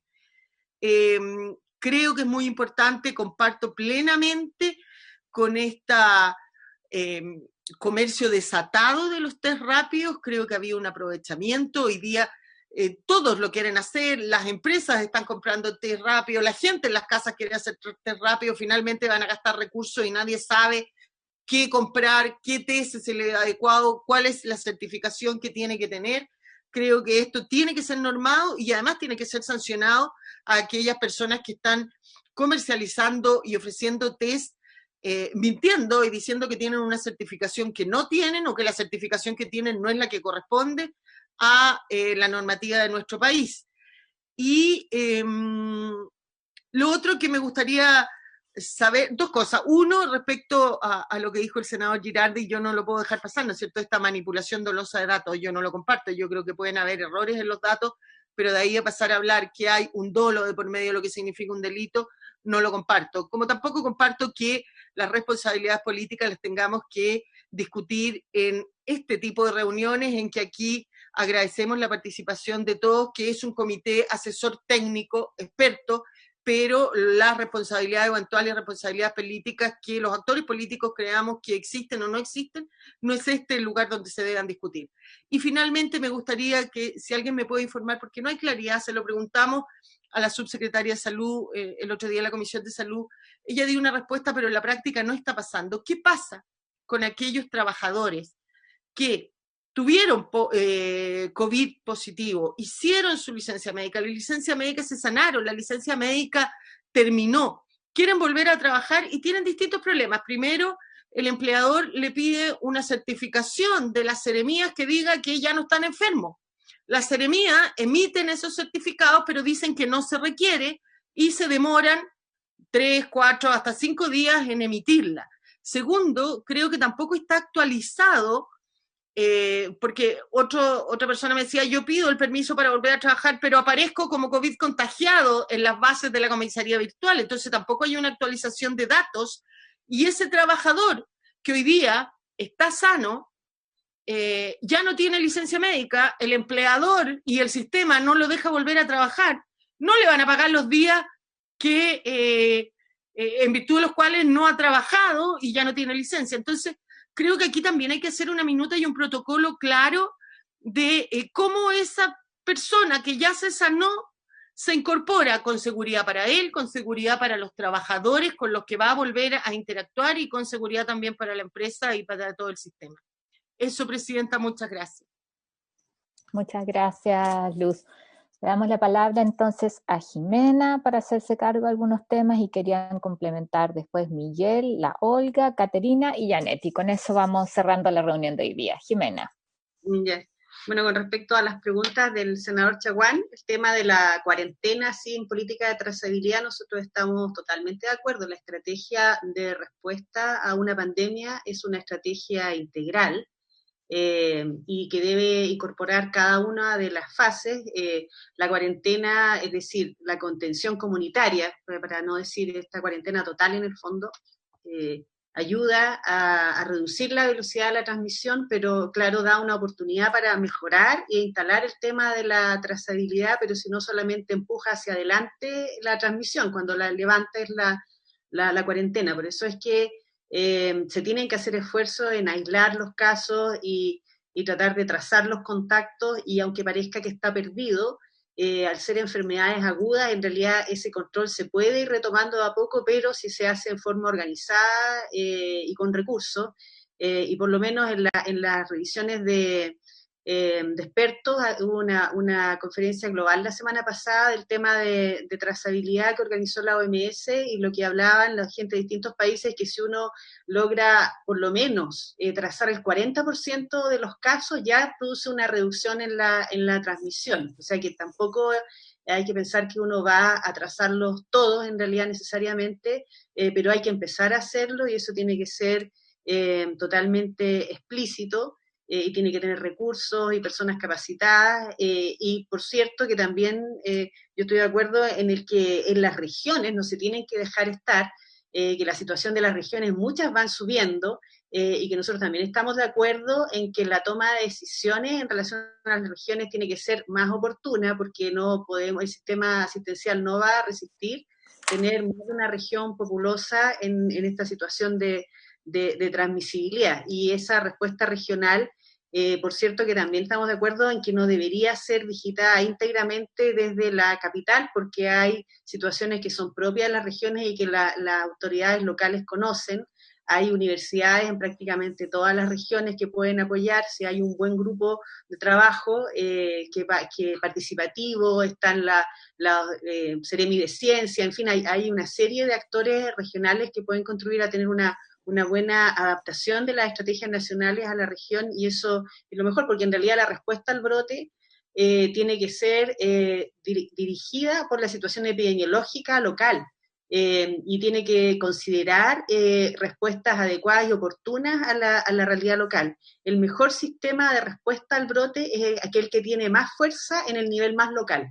Y eso es lo que nosotros teníamos con los delegados de epidemiología cuando funcionaban adecuadamente, el tener un arco reflejo corto, y no largo, esperando como tienen, por ejemplo, otros países que se dedican a fortalecer el nivel central y a nivel local no tienen un sistema de respuesta inmediato, y eso es lo que nosotros habíamos logrado construir en la atención primaria y que se debe retomar y fortalecer para esto. O sea, la figura de la salud pública en la atención primaria es esencial para tener una alerta y respuesta inmediata, local, que es reforzada por el nivel regional y a su vez el nacional. Esto no es los sistemas de alerta y respuesta a brotes no son fuertes en la medida de que el nivel nacional tenga una gran cantidad de recursos, aviones, etcétera, como tienen en Brasil, para ir a investigar brotes, porque eso siempre va a ser tardío. Siempre va a ser tardío. Lo que interesa es que en el nivel, todo brote, toda epidemia empieza en un nivel local.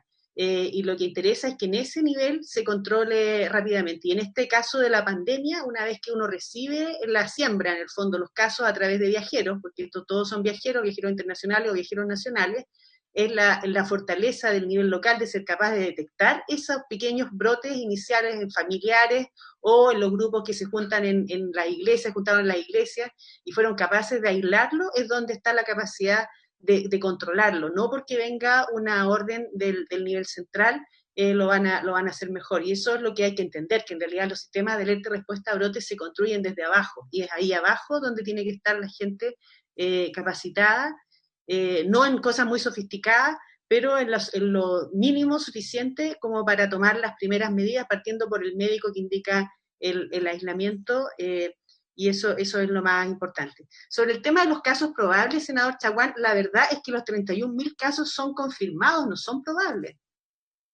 O sea, estos no son casos probables. Lo sé, Jimena, estamos hablando de incorporación eventualmente de otros nuevos casos. Yo creo que puede haber una brecha importante. Disculpe, Presidenta.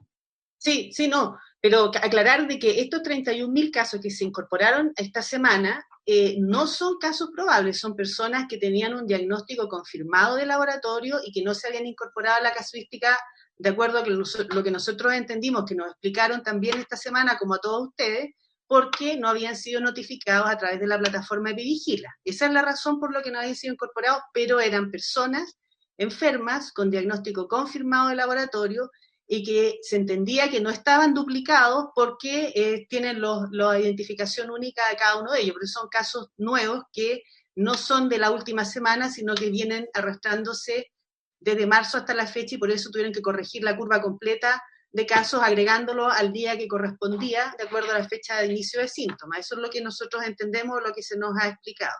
Entonces, a la fecha, senador, no se han incorporado a la casuística los casos probables, o sea, todavía no se informan casos probables. Sí se está usando la definición que nosotros recomendamos de casos probables para el manejo del aislamiento de los contactos. Entiendo que en regiones se está usando, sobre todo cuando hay brotes familiares y se está considerando como confirmado, que es lo que nos interesaba en primera instancia.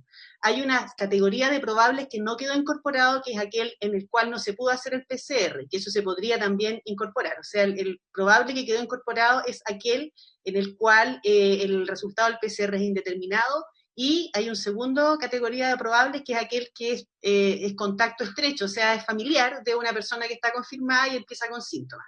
Y esos dos se están usando. Lo mismo pasa con los fallecidos. Los fallecidos todavía no se informan, los fallecidos que murieron y que el médico pensó que era un caso de COVID y que no se le hizo examen de PCR. Esos datos se dijeron que se iban a informar hace tiempo ya, de hecho hace como 3 semanas dijeron que se iban a empezar a incorporar, pero no se han informado.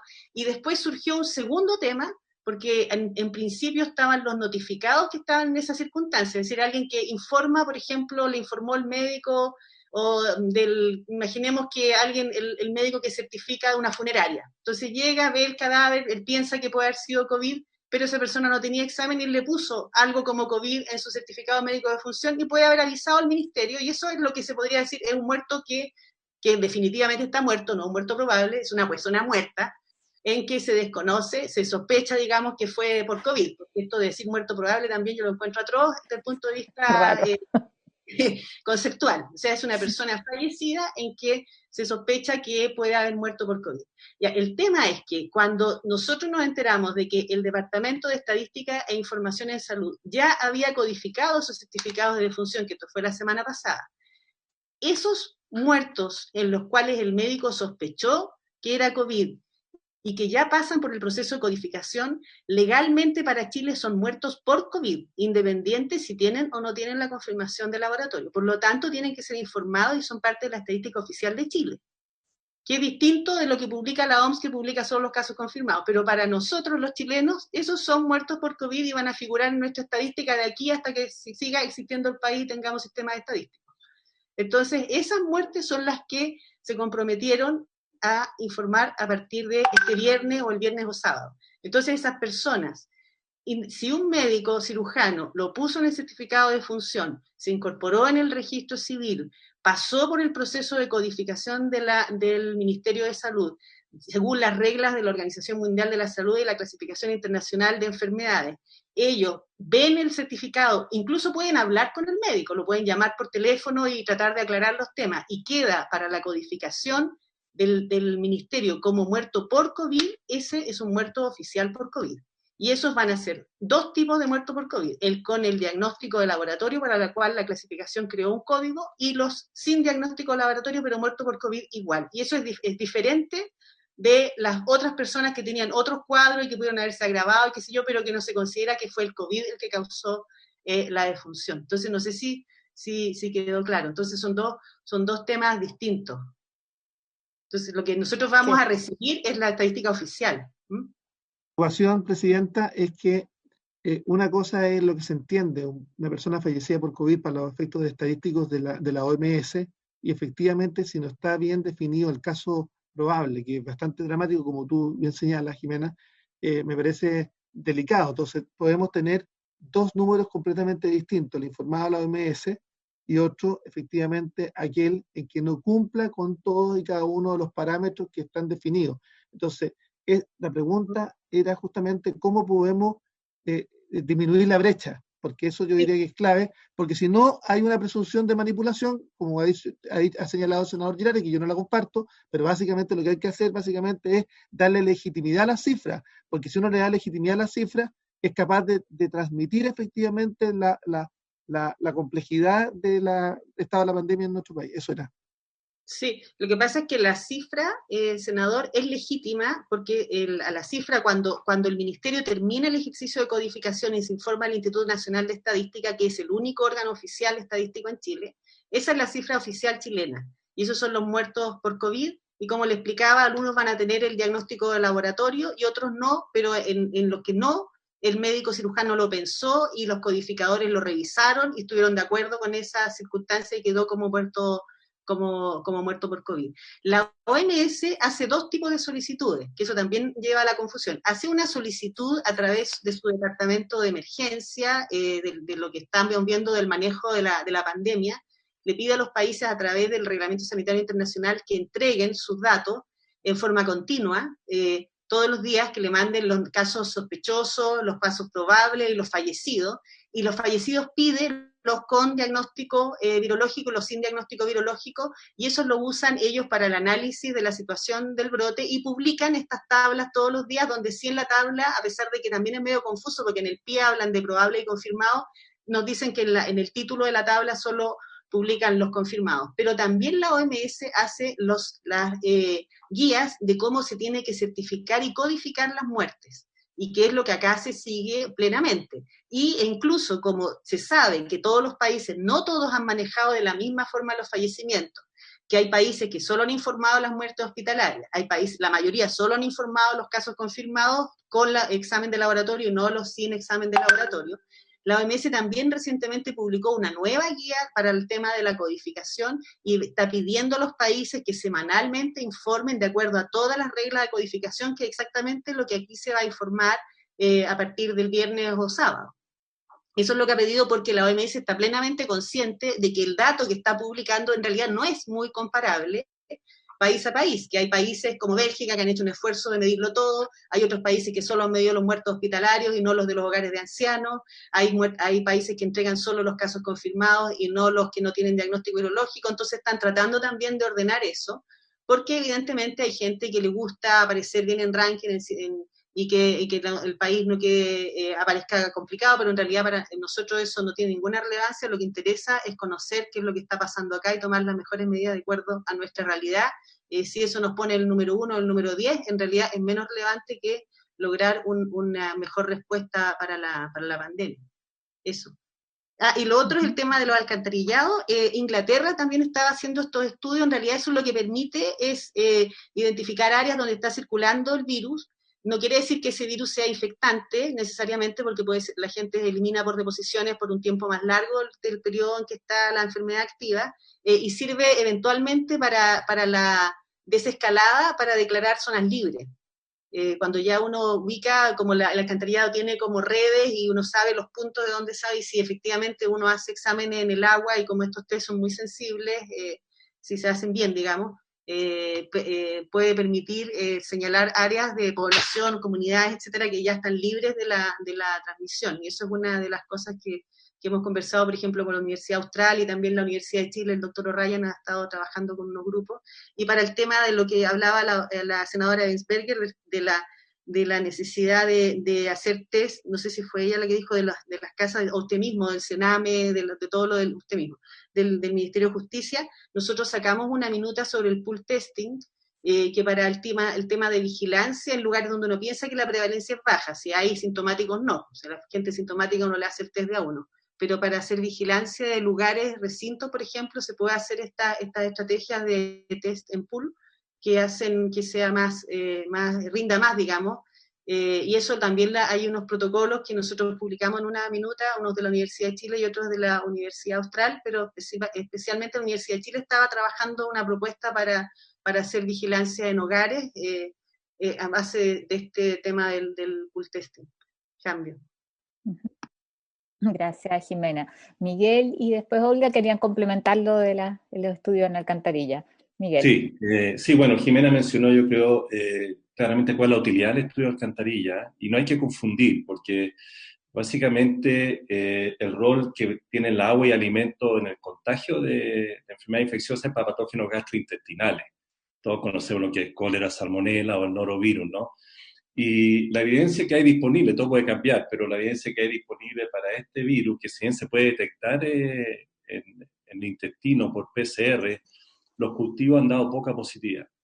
Y por otro lado, el comportamiento no es un comportamiento epidemiológico de un microorganismo gastrointestinal, que típicamente producen brotes, ¿no? Brotes asociados al consumo de agua y alimentos. Así que para sacar un pelo a una sopa que ya está bien complicada, yo diría que la probabilidad que este virus además tenga un rol de transmisor por ciclo largo, que se llama, ¿no es cierto? Entonces, ciclo vía agua, alcantarilla, que pueda producir brotes, yo diría que en este momento uno podría descartarla con bastante seguridad, nada de 100% en biología, pero yo diría con bastante seguridad. Lo cual no quita que el estudio de alcantarilla, para cumplir los objetivos que dice Jimena, es útil, mostrar una carga global de virus en determinadas comunas, porque la PCR, como dicen, es muy sensible, pero PCR positivo no indica contagiosidad. Eso lo hemos repetido también en forma reiterada.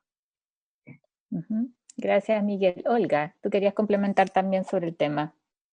Gracias.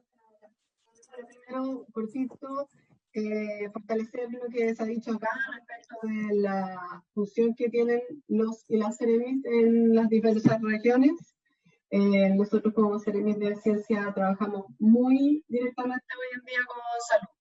Y efectivamente hay acciones, como lo hemos dicho antes en esta comisión, que pueden tomarse a nivel regional y que necesitamos tener cierta autonomía, pero algunos ejemplos de esa autonomía tienen que ver con que, por ejemplo, la próxima semana vamos a comenzar, esperamos a principios de semana, sino a finales de semana, con el pooling regional, en donde obviamente algunos de los grupos que está, digamos, es donde en el fondo también vamos a muestrear son los LEAMS, por ejemplo. ¿Ya? Gendarmería, etcétera. Eso efectivamente es algo que podemos hacer. Nosotros bajamos presupuesto del gobierno regional que va a financiar eso, por tanto estamos listos ya el grupo de la Universidad Austral que ustedes comentaban antes, ¿ya? Pero respecto a la alcantarilla quería contarles que hay 3 regiones en Chile que ya están haciendo esto. Valparaíso lleva semanas afinando la técnica. Ellos en Valparaíso, quien ejecuta es la Universidad de Valparaíso, siempre con la coordinación de la Seremi de Ciencia Macroregional y Salud, por supuesto. Por tanto, también están empezando en Coquimbo, con SEASA se está haciendo cargo del proyecto. El Bio funcionó muy bien, pero hubo un problema con el financiamiento, entonces esas muestras, por ejemplo, están congeladas, digamos, la foto que se sacó en un periodo, y Ñuble comienza mañana. Entonces yo creo que quizás podría ser una sugerencia importante, digamos, perdón, quisiese hacer la sugerencia que se invitara a hay dos Seremis de ciencia que están involucradas en esto, de la macrozona centro y de la centro-sur, que pudiesen exponer los resultados que hay hasta el momento de estas experiencias. Yo creo que es bien interesante también porque es una colaboración público-privada y con la academia, ya, porque obviamente que aquí están cooperando las empresas de sanitizadoras, o sea, perdón, me entendieron, no sanitizadoras. Y quisiera agregar ahí a una de las funciones, aquí hay dos estrategias en las regiones. Una tiene que ver con, en el fondo, buscar sectores de riesgo en donde vean que la carga viral es muy alta, y esos sectores pueden ser enfocados, por ejemplo, en lugares en donde sabemos que hay alto hacinamiento, y en otros lugares, por ejemplo, en la región de Valparaíso, porque mucho tiene que ver, obviamente, como están distribuidas ahora la estructura física, ¿cierto?, del sistema sanitario. Entonces, en Valparaíso, por ejemplo, se van fijando en relación a diferentes zonas urbanas. Ya todavía no se ha planteado necesariamente como, digamos, zonas libres de. Y hay ciertos problemas, sí, con la extracción de RNA que es diferente a cómo se hace la extracción a nivel de diagnóstico. Así que yo estoy a disposición para poder contactarlas y que así determinan para que puedan contar ellas su experiencia la próxima semana. Muchas gracias, Olga. Caterina también quería complementar algo sobre el control ambiental. Sí, bueno, voy a aprovechar de hacer algunas sugerencias porque ya el tema lo trató muy bien Jimena y todos. Con respecto a lo que planteó la señora Barbosa, encuentro súper bueno poder tener un background en todas las regiones, un poco para hacer lo que dijo Jimena, para el desescalamiento, poder tener una medición basal y ver cómo evoluciona. Y ahí yo sugiero que se le pida apoyo económico fuerte, no sé, se obligue a las empresas sanitarias, porque han ganado harta plata hasta ahora, entonces que se pongan con el país de vuelta un poco. También pienso que el tema que planteó, claro, que los apoyen a ustedes y todo eso. El tema que plantear es súper grave de los trabajadores que planteó la senadora.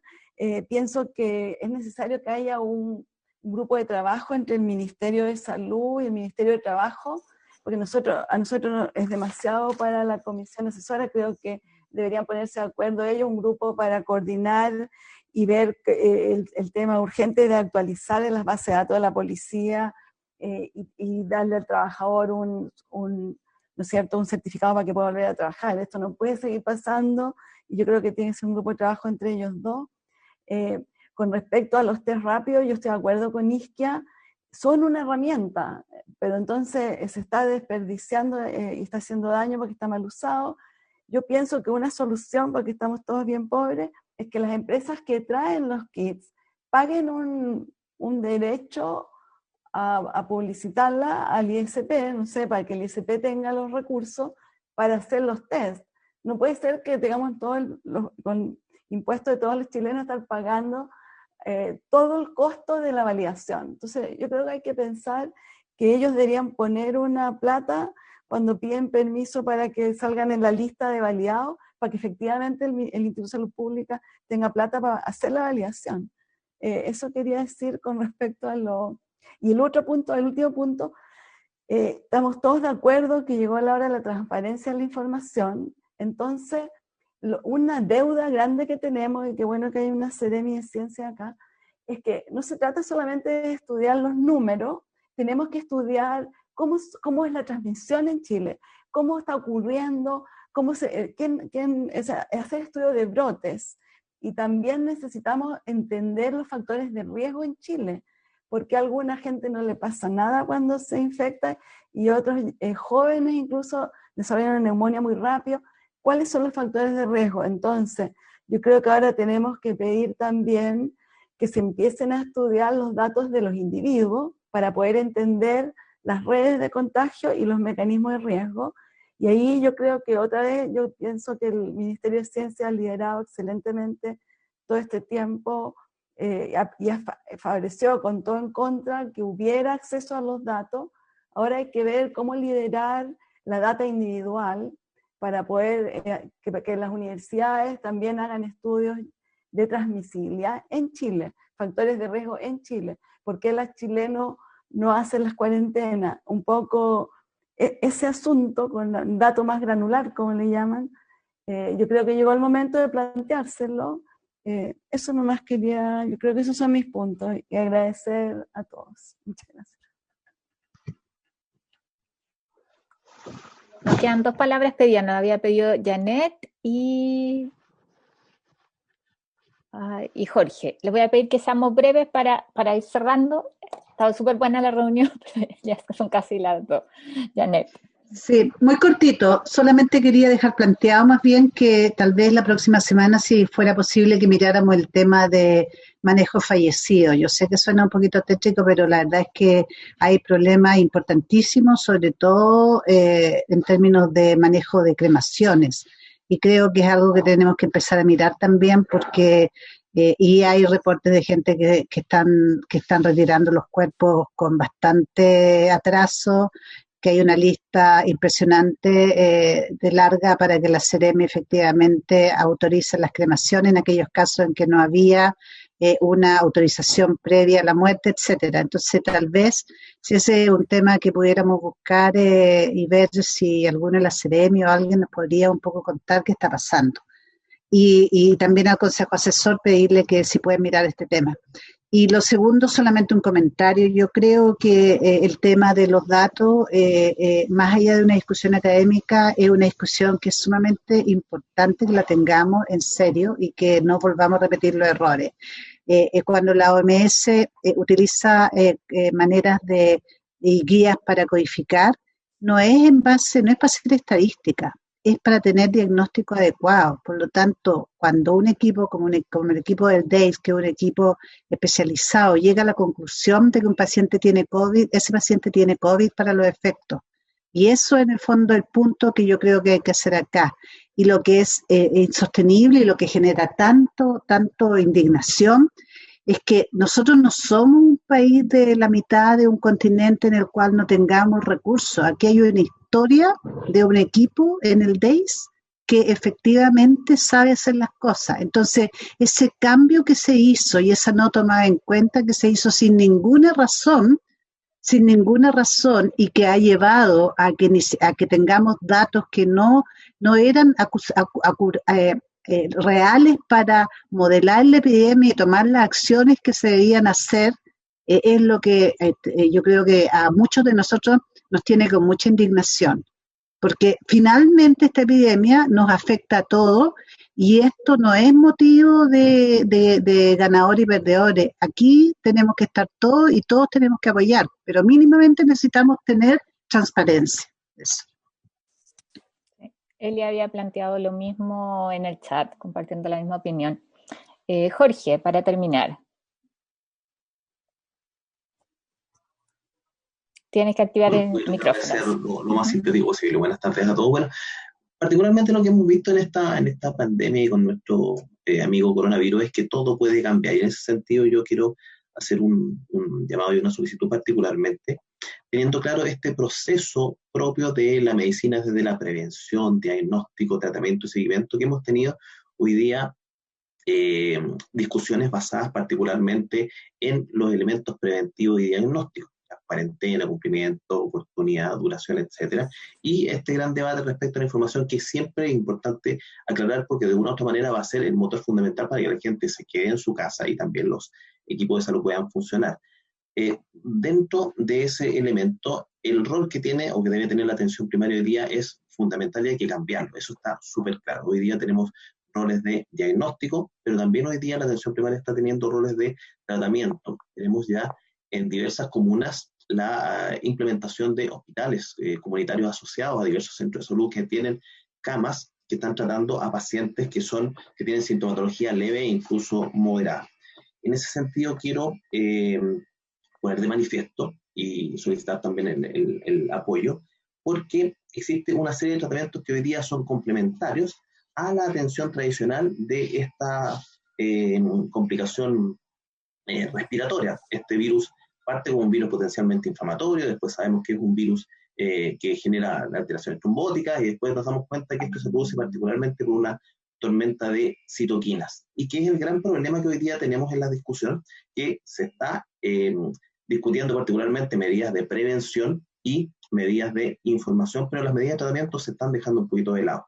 Yo quiero mencionarle a la comisión particularmente que hoy día existen diferentes tratamientos que se están implementando en el mundo de manera complementaria, algunos con muy buenos resultados, otros con resultados no tan habituales o no tan adecuados.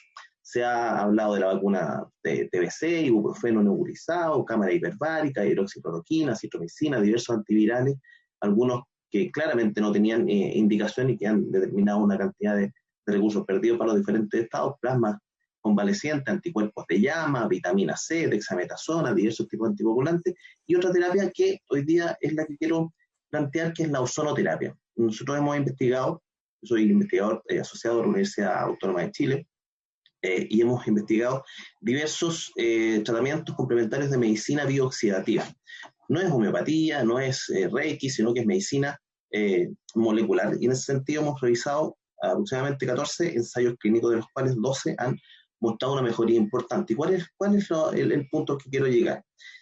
Sería muy importante poder generar un levantamiento de la evidencia existente en el mundo, particularmente en los ensayos clínicos que hemos tenido a disposición de España, de Italia, de Irán, de Cuba, de Turquía, de China y de Estados Unidos, que han demostrado mejoría clínica, disminución de los requerimientos de oxígeno, aumento de la PO2 arterial, disminución de síntomas, de fiebre, disminución de los marcadores de gravedad, disminución de la carga viral y disminución también del paso de los pacientes leves, moderados hacia las UCI, que es el gran problema hoy día. Ya estamos peleando para que la gente no llegue a la UCI, y tenemos algunas herramientas de medicina complementaria, particularmente de la esfera de la medicina bioxidativa. En ese sentido, lo que sería importante es hacer un levantamiento de la evidencia existente para replicar en Chile evidencias o ensayos que hayan sido exitosos, de bajo riesgo y de bajo costo. Hoy día hay ya 4 hospitales en el país, algunos de estos asociados a la atención primaria, que van a implementar protocolos de ensayos clínicos para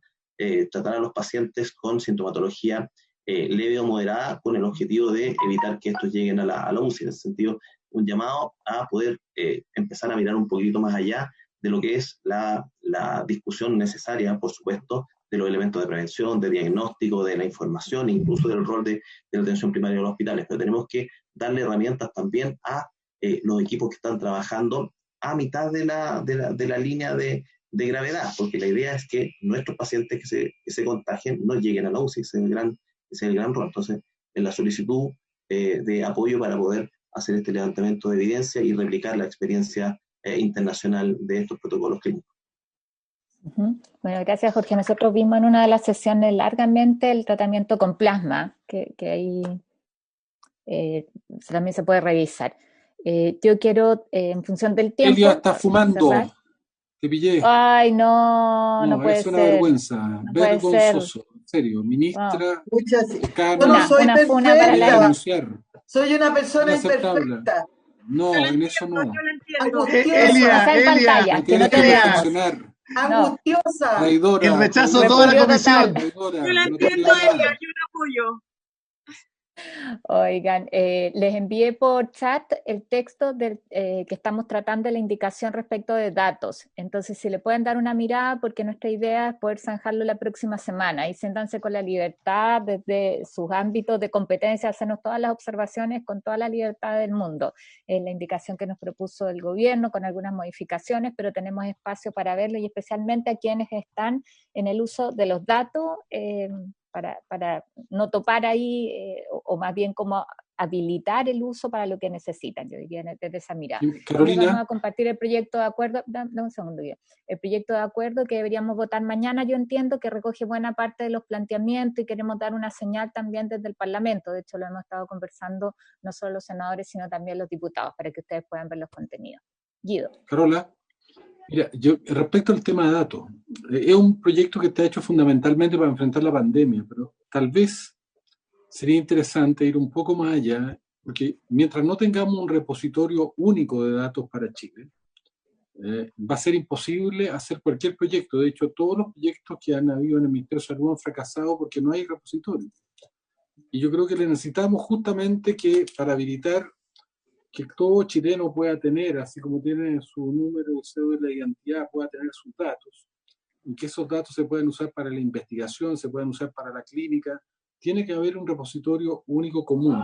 Entonces yo les propongo que ¿por qué no le damos vuelta? A lo mejor si tienen alguna idea que nos puedan proponer. ¿De acuerdo? Me parece. Ahí, bienvenidas todas. Un abrazo. Bueno, chao. Agradeciéndoles a todos. Chao. Que esté bueno el almuerzo. Levantamos la sesión. La grabación se ha detenido. Gracias. Gracias. Gracias a todos. Muchas gracias.